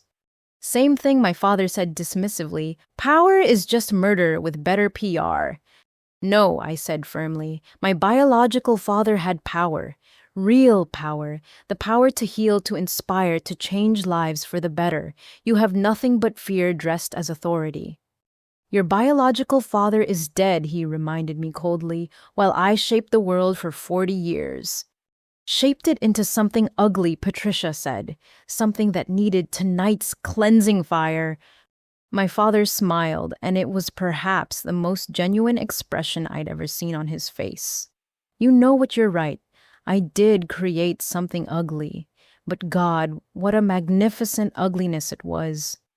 He turned to the FBI agents. I am ready for booking now. Maximum security, I assume. Good. I have more names to share. Might as well ensure everyone burns together. As they cuffed him, he looked at me one last time. Your father was the better man, Rita. But I won. I lived. I built. I destroyed. He's just a memory while I'll be history. You'll be a cautionary tale, I corrected. A reminder of what happens when greed becomes God. Better than being forgotten, he said as they led him away, which is what would have happened to weak little Rita Whitfield. But Hope Richardson, daughter of a hero, survivor of horror, inheritor of justice, she might actually matter. His final words echoed as he left, "Thank your old parents for making you someone worth remembering. Our cruelty created your story. You're welcome." The ballroom fell silent after his departure. The man who'd orchestrated decades of death had confessed with pride, viewing his crimes as achievements worth celebrating. 50 murders, someone whispered, at minimum. Plus the ones Marcus committed, another added. This family is a multi-generational killing machine. Was Grandma Rose corrected firmly? It was. Tonight it ends. She was right. The Whitfield criminal empire had confessed itself out of existence. What remained was rubble and the chance to build something better. But first, we had to survive the rest of this catastrophic evening. As the federal agents processed the scene and remaining family members were either arrested or gave statements, a figure I'd barely noticed all evening stepped forward from near the abandoned bar. Walter Whitman, our family's attorney for the past 30 years, cleared his throat with distinctive authority. He'd been so quiet throughout the revelations that I'd forgotten he was there, but now his presence commanded attention. Unlike everyone else whose expensive attire had wilted under the night's stress, Mr. Whitman looked exactly as he always did. Impeccable gray suit, silver hair, precisely parted briefcase held with practiced ease. "Miss Rita," he said, his voice carrying across the chaos. "Or should I say Miss Hope Richardson? I've waited 20 years for this moment." Everyone turned to stare at the man who'd facilitated countless Whitfield deals, who'd been present at every major family decision, who'd seemed like just another cog in my family's criminal machine. "Mr. Whitman," I said uncertainly, "shouldn't you be representing my parents?" A small smile crossed his usually stern features. "I've never truly represented your parents, my dear. Everything I've done for the past 2 decades has been in service of a promise I made to a dying friend." He set his briefcase on a cleared table, the locks clicking open with finality. From within, he withdrew stack after stack of documents, each meticulously organized and labeled. James Richardson and I were roommates at Columbia Law. He began his professional mask dropping to reveal genuine emotion. Best friends from the first day of orientation. He chose humanitarian law while I picked corporate, but we stayed close. "You knew my biological father." I leaned forward, hungry for any connection to the man I'd never met. "Knew him, loved him like a brother, and promised to protect his daughter if anything happened to him," Mr. Whitman confirmed. "A promise I've kept in ways you can't imagine." Daniel approached professional interest clear. "Mr. Whitman, if you've been complicit in the Whitfield crimes." Complicit, Whitman laughed, but it was sad rather than amused. "Agent Morrison, I've been the world's most careful double agent. Every crime I facilitated, I documented. Every victim I couldn't save, I recorded. Every dollar they stole, I traced." He began laying out documents with practiced efficiency. 20 years of evidence, all protected by attorney-client privilege until tonight. Their own lawyer keeping receipts on every horror. "Why tonight?" Grandma Rose asked. "What made you finally act?" "You did," Whitman replied respectfully. "When you stood up and began revealing the truth, you broke the dam I'd been carefully maintaining. The privilege ends when clients use legal services to commit ongoing crimes. Tonight's confessions gave me the freedom I've waited decades for." He pulled out a photograph, faded but carefully preserved. 2 young men in graduation robes, arms around each other's shoulders, grinning at the camera. One was clearly Mr. Whitman, younger and more hopeful. The other had my eyes. "James called me the night before he left for Afghanistan," Whitman continued. "Said Thomas had threatened him that he might not come back. Asked me to watch over his daughter if the worst happened." "So you went to work for his killer?" I asked, not accusingly, but trying to understand. "I went to work for his killer to gather evidence," Whitman corrected. "James knew Thomas had murdered before. The Pearson family. He'd shared his suspicions with me, but we had no proof. Only by getting close could I document the crimes." He showed me a letter handwritten in fading ink. "Walter, If you're reading this, I'm gone, and my daughter needs you. Don't let them destroy her. Don't let Thomas win. Be patient, be careful, but when the moment comes, burn their empire to the ground. All my love, James. Every crime they committed, Whitman continued pulling out more files I documented with backup evidence. But more importantly, I protected what they tried to steal. What do you mean? I asked. He smiled genuinely then. Rita, you're worth approximately $15 million that your family doesn't know about. Hidden trusts, redirected funds, protected investments. Every time they stole from you, I created a shadow transaction that preserved the money. How is that possible? Patricia asked, her business mind engaged. Creative accounting, Whitman explained. When they'd withdraw from Rita's trust, I'd document it as a loan requiring repayment with interest. When they'd steal her inheritance, I'd create liens against their properties. All perfectly legal, all hidden in subsidiaries and shell companies they never bothered to examine. You've been secretly protecting my assets for 20 years. I couldn't process this generosity. I've been honoring my promise to James, Whitman corrected, but it goes deeper than money. Every job they sabotaged, I kept copies of the original offers. Every reference they destroyed, I maintained contact with those employers. Your reputation, while damaged, isn't destroyed. He pulled out a thick folder labeled Rita Richardson, Career Rehabilitation. 14 job offers from major nonprofits he listed. 6 board positions with humanitarian organizations. 3 universities interested in having you teach. All waiting for you once this nightmare ends. They still want me, I asked, tears threatening, after everything. They want you more, Whitman assured. I've been quietly explaining that you were a victim of family sabotage.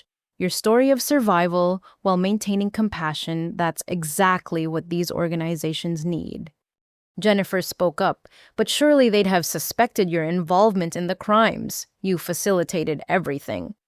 I facilitated with conditions, Whitman explained. Every criminal contract includes subtle poison pills, clauses that void agreements if crimes are exposed, provisions that return stolen assets to victims. The Whitfields never read the fine print. He showed us examples. Marcus's construction contracts all contained clauses requiring full restitution if safety violations were discovered. My parents' trust documents specified that stolen funds must be repaid with triple damages. You booby-trapped their entire empire, Daniel said with clear admiration. I prepared for this day, Whitman confirmed. James knew it would come. Maybe not when or how, but he knew truth would eventually surface. My job was to ensure justice could follow truth. What about the murders? I asked. The Pearson family, my father. All the others. Whitman's expression darkened. Those I couldn't prevent. Thomas kept me out of the violent crimes, used other channels, but I documented what I could, built timelines, preserved evidence that prosecutors will find very useful.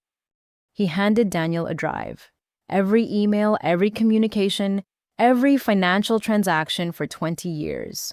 Cross-referenced and searchable. Consider it my gift to the justice system. This is... Daniel paused, reviewing the data. This is enough to prosecute half the city's elite. Good, Whitman said firmly.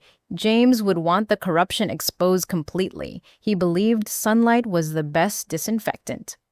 He turned back to me. But there's something more personal, something James left specifically for you. From his briefcase, he withdrew a sealed envelope marked, "For Hope. Open only when she's free." He gave this to me the day you were born, Whitman explained. Said you'd need it someday when you were ready to claim your real inheritance. I accepted the envelope with shaking hands. Inside was a letter in now familiar handwriting and a small brass key. My dearest Hope, I read aloud, voice trembling. If you're reading this, you've survived what I couldn't protect you from. I'm sorry for that failure, but not surprised by your strength. You are your mother's heart and my soul combined into something greater than either of us. I had to pause, overwhelmed by the love in those words. The key opens a deposit box in Geneva, the letter continued. Inside, you'll find not money, but mission. The Richardson Foundation exists to heal what greed has broken. 28 years it's waited for you to lead it. The board knows your name, knows your story, knows you're coming home to us. It's real, Mr. Whitman confirmed. I've been in contact with the board. They've been preparing for your arrival, expanding programs, building partnerships. The moment you're ready, a global humanitarian network awaits your leadership. But I don't know how to run a foundation, I protested. You know how to care, Whitman countered, how to survive with compassion intact, how to see need and address it. Everything else is just details others can teach. He pulled out more documents. There's also this. The Whitfield family assets that will be seized. James anticipated that too. He helped draft legislation about asset forfeiture from criminal enterprises. Victims get first claim. Meaning, Patricia asked. Meaning Rita, as the primary victim of the Whitfield crimes, has first claim on all seized assets, Whitman explained. The houses, the businesses, the accounts, all of it goes to victim restitution, and she's victim number 1. I don't want their blood money, I said instinctively. Then donate it, Whitman suggested, but take it first. Transform their crime into charity, make their greed fund exactly what they tried to prevent. The poetic justice appealed to me. Every dollar they'd stolen, every asset they'd built on others' misery, transformed into humanitarian aid. There's one more thing, Whitman said, his voice gentle. James left video messages, recorded throughout your first year of life, hoping to give them to you personally, but preparing for the worst. He handed me a small drive, 23 videos, him holding you, talking to you, sharing his dreams for your future. He loved you more than words can express. I clutched the drive like a lifeline, my father's voice, his face, his love, all waiting for me after 28 years of silence. Why didn't you tell me sooner, I asked Whitman. Because they would have killed us both, he said simply. Thomas was always suspicious of me. One wrong move and we'd have joined the body count. I had to wait until they destroyed themselves. Patience as a weapon, Grandma Rose observed. My Harold would have approved. Your Harold did approve, Whitman revealed. We discussed this plan years ago. He knew I was protecting Rita, contributed to some of the shadow trusts, said it was his way of honoring a fellow good man. The web of protection around me, invisible for decades, finally showed itself. While my family plotted my destruction, allies had been quietly building shields. The other lawyers, Daniel said suddenly, at your firm, are they complicit? 3 are criminals who'll be arrested tonight, Whitman said calmly. 2 are innocents. I've kept isolated from the crimes. The firm will need restructuring, but it will survive. Rita will need good lawyers. You're offering to keep representing me, I asked. I'm offering to fulfill my promise completely, Whitman corrected. James asked me to protect his daughter. That job isn't done until you're fully established in your rightful place. Which is, I asked. Leading the Richardson Foundation, running Montgomery Pharmaceuticals ethically, transforming Whitfield blood money into global charity, becoming the woman your father dreamed you'd be. That's a lot of pressure, I said. That's a lot of opportunity, Whitman countered, but no pressure. James's letter was clear. He wanted you free to choose your path. These are just options, not obligations. He began packing away documents, leaving copies for the FBI. My car is outside whenever you're ready to leave, Rita, or Hope, whichever name you choose. Both, I decided. Rita for the woman who survived. Hope for the woman who'll thrive. James would like that, Whitman said, with the first genuine smile I'd ever seen from him. He always said names had power. You've earned the right to all of yours.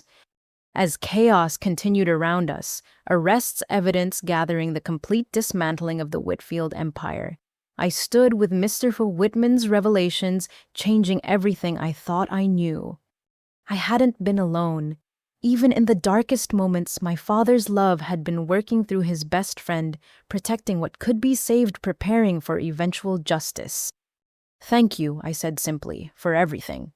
"Thank James," Whitman replied. "I was just the instrument. His love was the force that preserved you." And standing there, surrounded by the wreckage of my false family, I felt my real inheritance for the first time. Not money or companies or even justice, but love that transcended death, loyalty that endured decades, and the chance to become who I was always meant to be. Hope Richardson, daughter of heroes, survivor of horror, and maybe, just maybe, someone who could heal a broken world. The ballroom had transformed into something between a crime scene and a confessional. Federal agents cataloged evidence while remaining family members either awaited processing or huddled with lawyers. The elegant anniversary celebration had become the Whitfield Empire's funeral.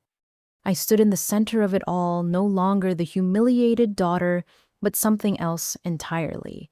The revelations had stripped away years of gaslighting and self-doubt, revealing a truth I'd suspected but never dared believe I hadn't failed. I'd been sabotaged. I hadn't fallen short. I'd been systematically destroyed. And I'd survived it all. "You knew," Grandma Rose said quietly, moving to stand beside me. It wasn't a question. I turned to meet her knowing gaze. Not everything, but enough. "How long?" she asked. 3 years, I admitted, watching surprise flicker across the faces of those close enough to hear. Since the Riverside Towers collapse. When those workers died, I started asking questions. Jennifer stepped closer, her expression sharp with interest. "What kind of questions?" Why Marcus's buildings kept having problems. Why safety inspectors never found issues until after disasters. Why the families of victims never seemed to get justice. I pulled out my own phone, opening files I'd never shown anyone, so I started documenting. "You investigated your own family?" Patricia asked. "I investigated crimes that happened to involve my family," I corrected. "There's a difference. I didn't set out to destroy them. I set out to understand why people kept dying." I showed them photos I'd taken covertly at family gatherings. Marcus meeting with known criminals. My parents exchanging envelopes with city officials. Cousin Bradley's drug operations barely concealed at family properties. "You gathered evidence for 3 years," Daniel asked, professional admiration clear. "I gathered questions for 3 years," I said. "Evidence requires resources I didn't have, but I knew who did." I looked at Grandma Rose, who smiled proudly. "You came to me 18 months ago. With a theory and some photos I confirmed. You already knew about the crimes, but you needed more proof. I needed protection and resources. We made a deal." "You've been working together," Walter Whitman said, understanding dawning. "This whole night was carefully orchestrated," I admitted. Grandma Rose and I knew the inheritance announcement was coming. Marcus had been bragging to the wrong people. We decided to use their grand gesture against them. "The public humiliation," Patricia said slowly. "You let them do it." "I let them reveal themselves," I corrected. Every cruel word, every dismissive gesture, every moment of their contempt. All captured, all recorded, all evidence of their true nature. I pulled up audio files on my phone. I've been wearing wires to family events for a year. Legal ones purchased by Grandma Rose, operated under Mr. Whitman's guidance. Every threat, every confession, every casual admission of crime preserved. "You're a social worker," someone said, as if that precluded intelligence. "I'm a social worker who specializes in trauma and abuse," I corrected. "I know how predators operate, how they gaslight victims, how they build systems of control. I just applied that knowledge to my own situation." "But tonight's revelations," Daniel pressed. "You couldn't have known about all of it." No, I agreed. I didn't know about my biological father's murder. Didn't know Marcus was my full sibling. Didn't know the extent of the poisoning, but I knew enough. I opened another file showing correspondence with various agencies. FBI, SEC, IRS, State Attorney's Office. I've been feeding them information through intermediaries for 2 years. Small pieces, nothing traceable to me, but enough to start investigations. The construction investigation, Daniel said, understanding dawning. You're the anonymous source. One of them, I confirmed. Jennifer was another, though we didn't know about each other. Marta was a third. We were all gathering evidence independently. But why stay, Jennifer asked. Why endure their abuse if you knew the truth? Because running would have let them win, I said simply. They'd have spun my disappearance as proof of my instability, used it to discredit any accusations. I needed to stay visible, stay strong, stay seemingly oblivious. The failed jobs, Grandma Rose added. Tell them about those. I smiled for the first time all evening. Not all of them failed. 3 of the organizations that supposedly rejected me actually hired me as a consultant. Off-the-books cash payments analyzing their security procedures for dealing with hostile takeovers. You've been working this whole time, Patricia looked impressed. I've been learning, I corrected. How to trace financial crimes, how to document abuse, how to build cases that prosecutors can use. My social work degree gave me the foundation, but necessity taught me the rest. I showed them bank records from accounts my family didn't know existed. I've been saving everything I earned. Living poor wasn't just about being denied family money. It was about being invisible while building resources. The shelter work, someone said. Was that cover too? The shelter work was real, I said firmly. Helping abuse victims was never cover. It was training. Every woman I helped escape her abuser taught me about survival. Every child I protected showed me resilience. They're the real heroes in this story. So tonight, Daniel said when they announced the inheritance, I knew it was coming. Grandma Rose warned me last week. We decided it was the perfect opportunity to let them reveal themselves fully. Public humiliation creates better evidence than private cruelty.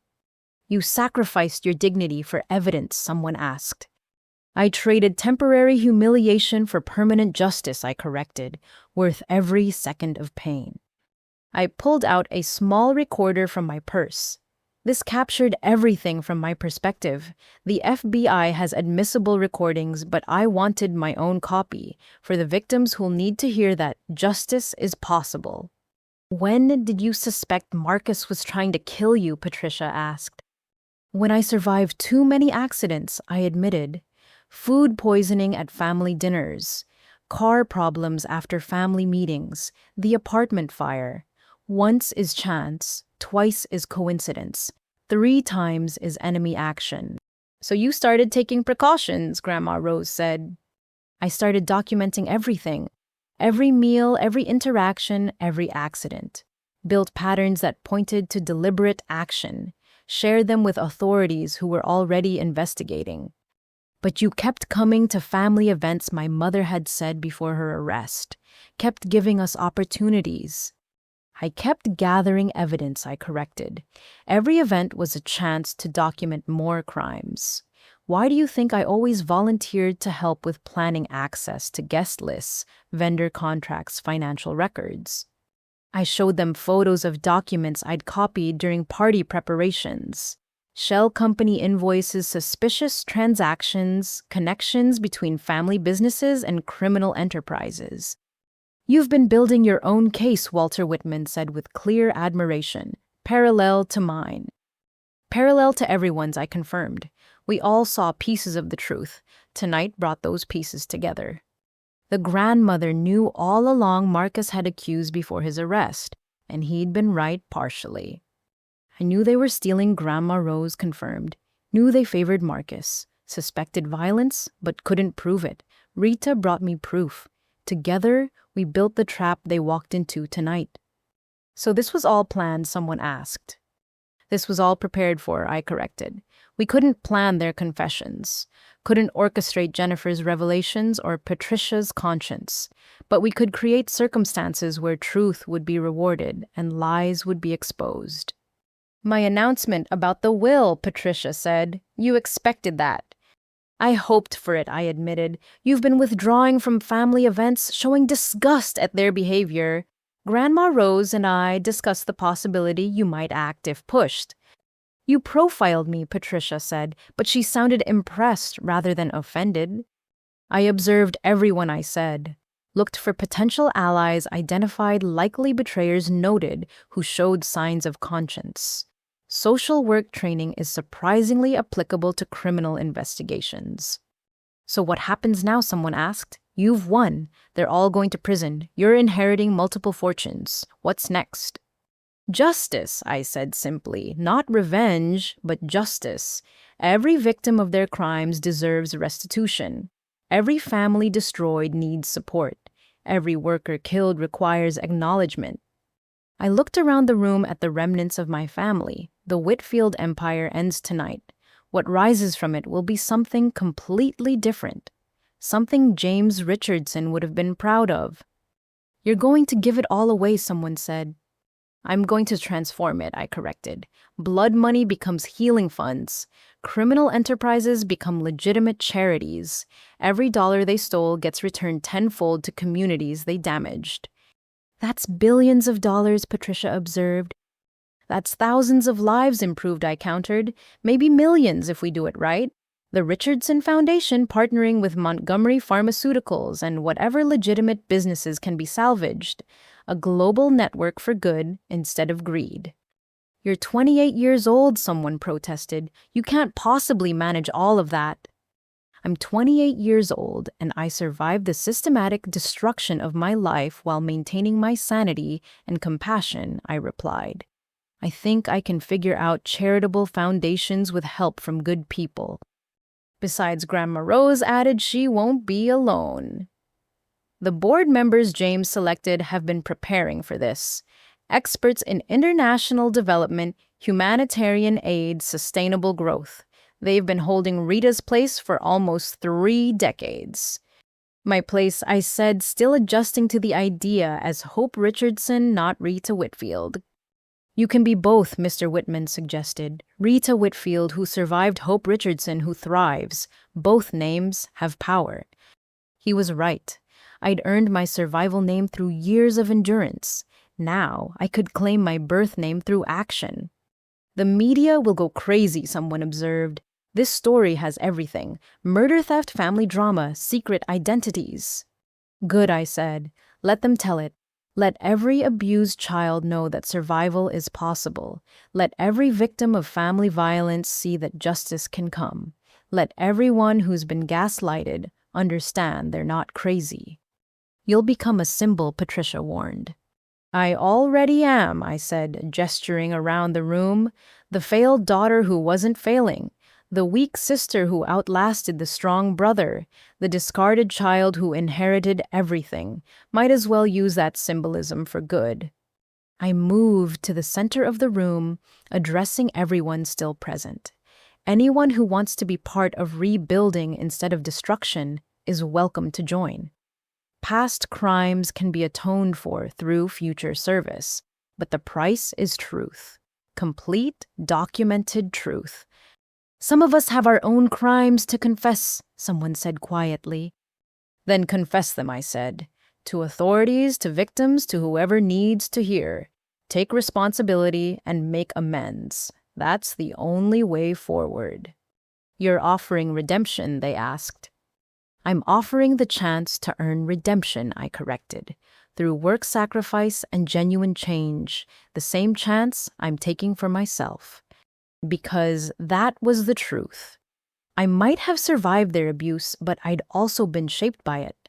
I had my own anger, my own desire for revenge, my own capacity for cruelty that I'd have to guard against. James Richardson's daughter, someone said softly. He'd be so proud. I hope so, I said, but I'm not doing this for a dead father's approval. I'm doing it for living victims who need hope. Hope, Grandma Rose said, testing the name. It suits you. You were hope all along. Our hope that this family could produce something good despite itself.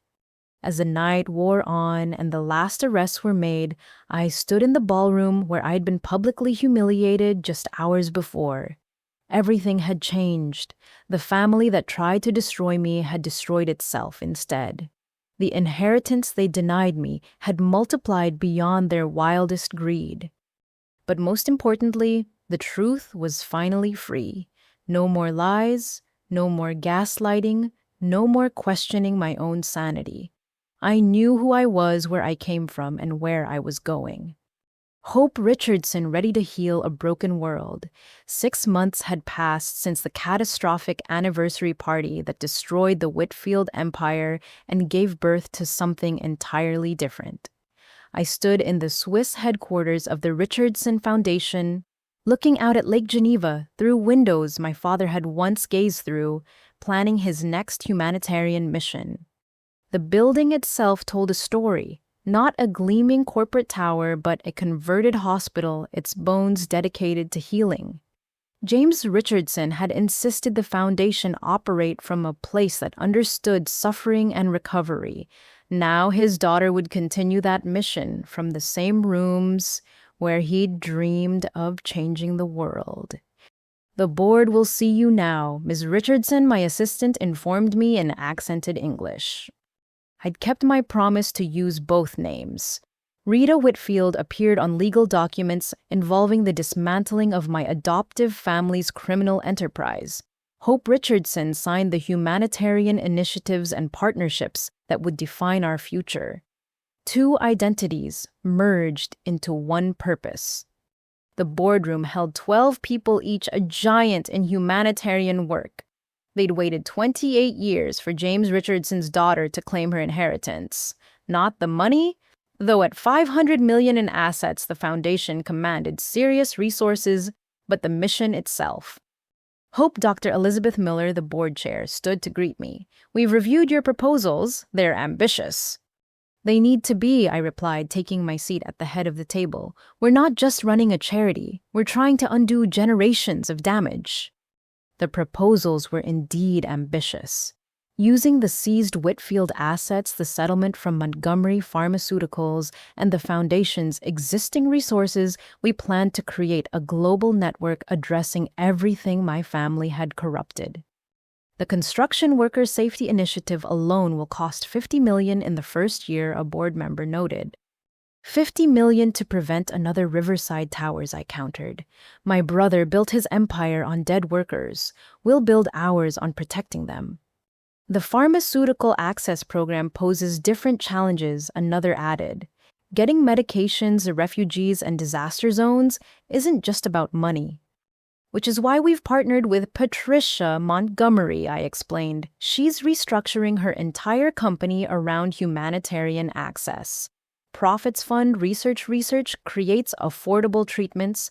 Treatments reach those who need them most. Patricia had thrown herself into redemption with the same intensity she'd once devoted to wealth accumulation.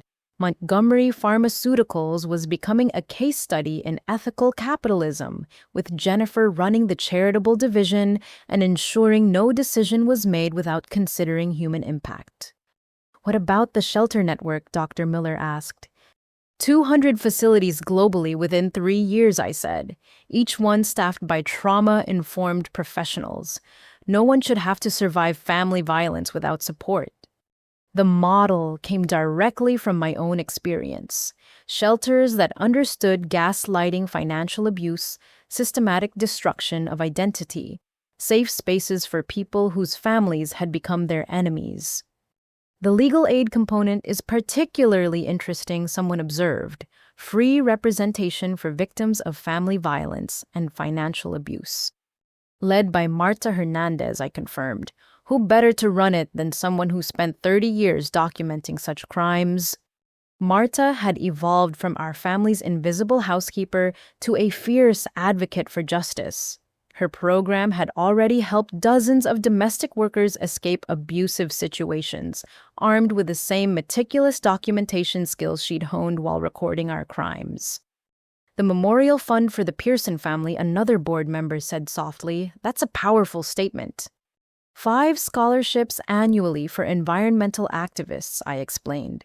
My adoptive father murdered them for opposing his development. Their names deserve to live on through others fighting similar battles.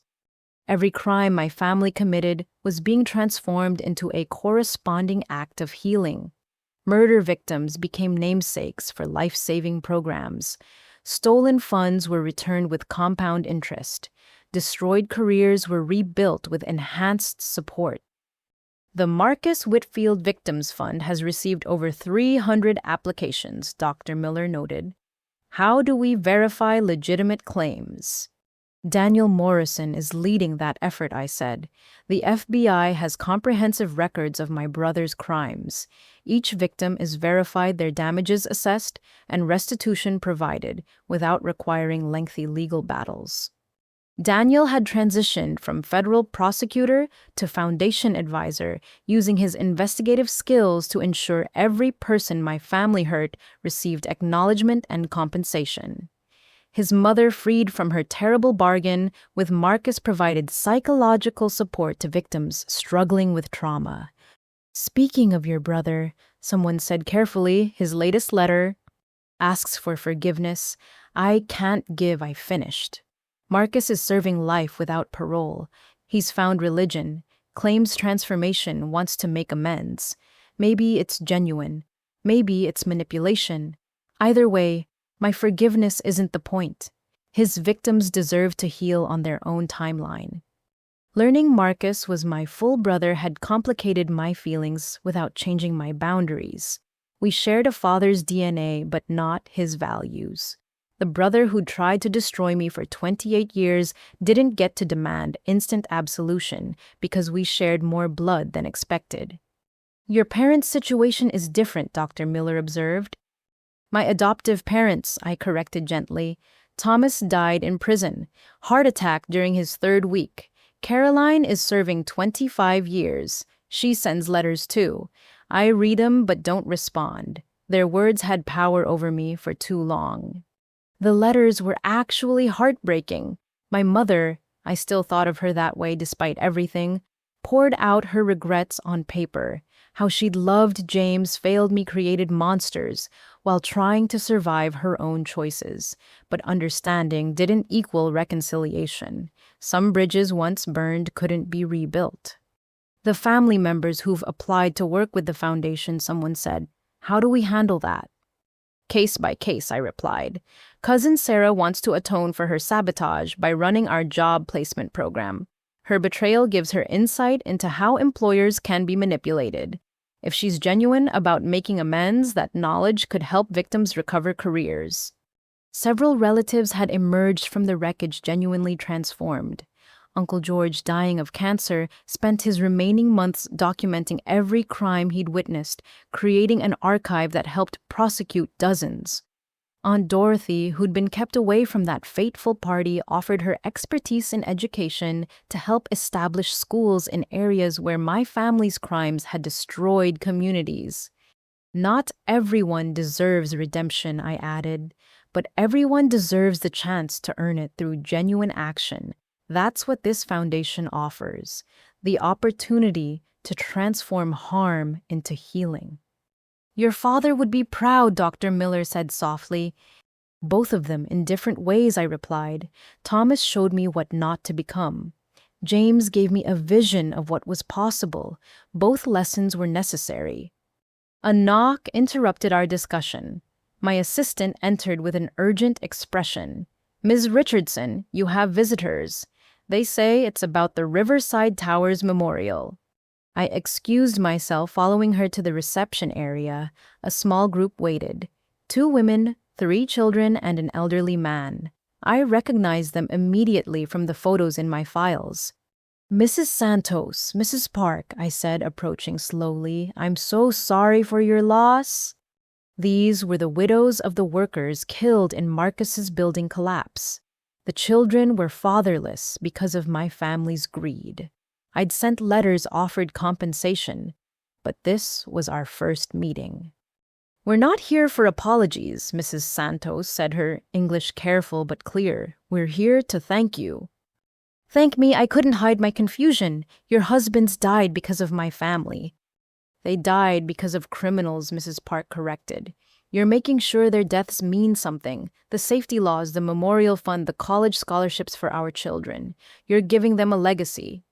One of the children, a girl about 7, stepped forward shyly. Are you really going to build a school with our daddy's names on it?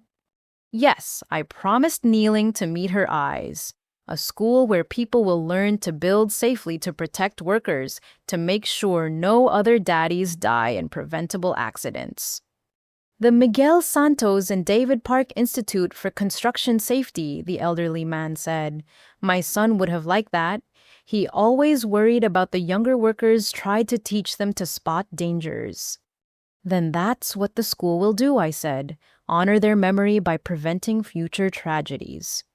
Mrs. Santos pulled out a worn photograph for the memorial wall, so students remember the men, not just the names. I accepted the photo like the precious gift it was. 2 men in hard hats, laughing at something off camera, very much alive and loved. There's something else, Mrs. Park said. We want to work with the foundation, help identify unsafe sites, advocate for workers' rights. We know the signs now, what to watch for. Other families shouldn't suffer like ours. We'd be honored to have you, I said immediately. Your perspective is invaluable. You've lived the cost of these crimes. After they left, I returned to the boardroom with renewed purpose. Those families were why we did this work. Not for abstract justice, but for real people whose lives had been shattered by greed. The meeting continued for hours. We approved budgets, established partnerships, created frameworks for sustainable growth. By the end, the Richardson Foundation had transformed from a memorial to one man's vision into a living engine of global change. That evening, I walked alone through Geneva's old town, eventually finding myself at a small cemetery on the outskirts. A simple headstone marked Dr. James Richardson, healer of bodies and souls.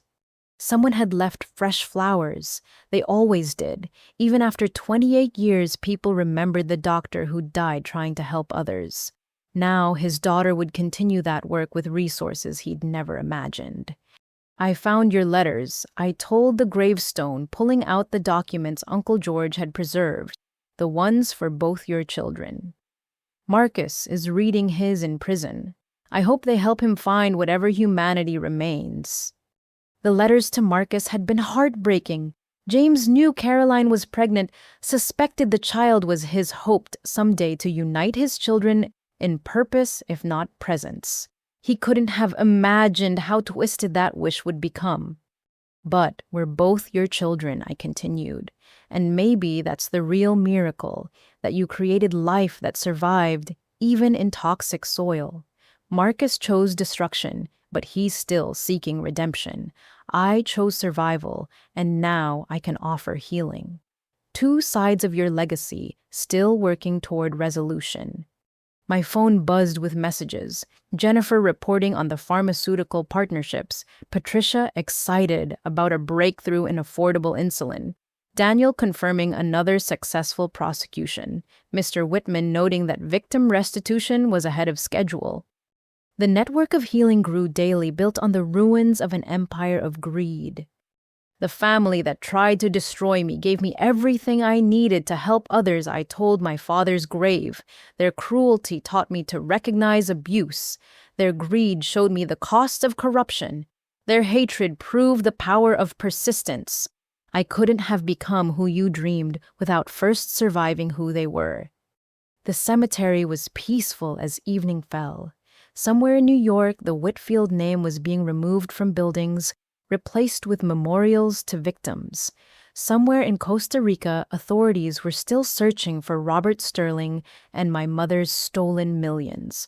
Somewhere in federal prison, relatives contemplated their crimes and decided whether redemption was worth the effort. But here in Geneva, Hope Richardson stood at her father's grave, no longer the broken daughter of a criminal family, but the leader of a global movement for justice. The inheritance I'd been denied at that terrible party had multiplied into something beyond money. Purpose, community, and the chance to transform generational trauma into generational healing. Thank you, I whispered to the stone, for loving me before I existed, for dying in service of others, for leaving me a legacy of hope instead of hate. I won't waste it. As I walked back toward the foundation headquarters, my phone rang. Grandma Rose calling from the assisted living facility I'd personally selected for her. "How did the board meeting go, dear?" she asked, her voice strong, despite the mercury's lingering effects. "We're going to change the world," I told her. "You already have," she replied, "just by surviving to tell the story. Everything else is bonus." She was right as usual. The greatest victory wasn't the money or the power or even the justice. It was standing here whole and purposeful after 28 years of attempted destruction. "I love you, Grandma Rose," I said. "Thank you for protecting what you could." "I love you too," Hope, she replied. "Now go make your fathers proud, both of them in different ways." As I ended the call, I thought about that. Thomas Whitfield, the man who'd raised me to hate myself, had inadvertently created someone who understood evil intimately enough to fight it effectively. James Richardson, the man who died loving me, had provided the resources and network to heal what Thomas had broken. 2 fathers, 2 legacies, 1 daughter, standing at the intersection of destruction and creation, choosing to build rather than burn. The foundation's lights glowed warm in the Swiss twilight. Inside, dedicated people worked late planning ways to ease suffering around the globe. Tomorrow, there would be new challenges, new victims to help, new crimes to address. But tonight, for just a moment, I allowed myself to feel the victory. The failed daughter had become the successful humanitarian. The destroyed child had become the rebuilding adult. The girl they tried to erase had become impossible to ignore. My name was Hope Richardson, and I was my father's daughter. The good father, the one who loved me before I breathed. But I was also Rita Whitfield, survivor of the bad father, the one who tried to break me after birth. Both names, both truths, both transformed into power for change. The Whitfield criminal empire was dead. The Richardson Healing Network was just beginning. And somewhere in between, a woman who'd survived the worst of family had found the best of humanity. The story that began with public humiliation ended with private purpose. The inheritance they denied me had become irrelevant compared to the legacy I'd build, not from their money, but from my survival, not from their name, but from my nature. The party where they'd called me a failure had become the foundation of my success. Funny how that worked. Or maybe not funny, maybe just justice arriving exactly when it should. Not too early to be dismissed, not too late to matter, but perfectly timed to transform pain into purpose. My phone buzzed with another update. A new shelter opening, another victim compensated, one more life touched by the ripples of that catastrophic night. Handle your own life, they'd said. So I had, and in handling it, I'd found the tools to help others handle theirs. The greatest revenge wasn't destroying them. It was building something so beautiful from their ugliness that their names would forever be associated not with their crimes, but with the healing that followed.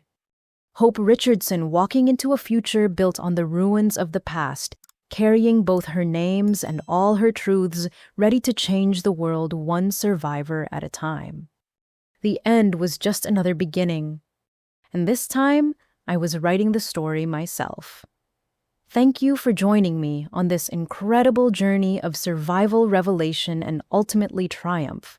If you've ever felt trapped by family expectations, doubted your own worth, or struggled to break free from toxic relationships, remember Rita's story. Sometimes the greatest inheritance isn't money or property, but the strength we find in ourselves when everything else is stripped away. Have you ever discovered that a family failure was actually a hidden strength? What would you do if you suddenly learned everything you believed about yourself was a lie? Share your thoughts in the comments below. If this story resonated with you, please consider liking and subscribing to hear more tales of resilience and redemption. Share it with someone who needs to know that surviving family trauma is possible and that sometimes the best revenge is simply living well. Remember, you are not defined by how others treat you, but by how you choose to rise above it. Your story matters, your survival counts, and your future is yours to write. And until next time, this is Hope reminding you that even in the darkest family dynamics, there's always a path to the light. You just have to be brave enough to find it.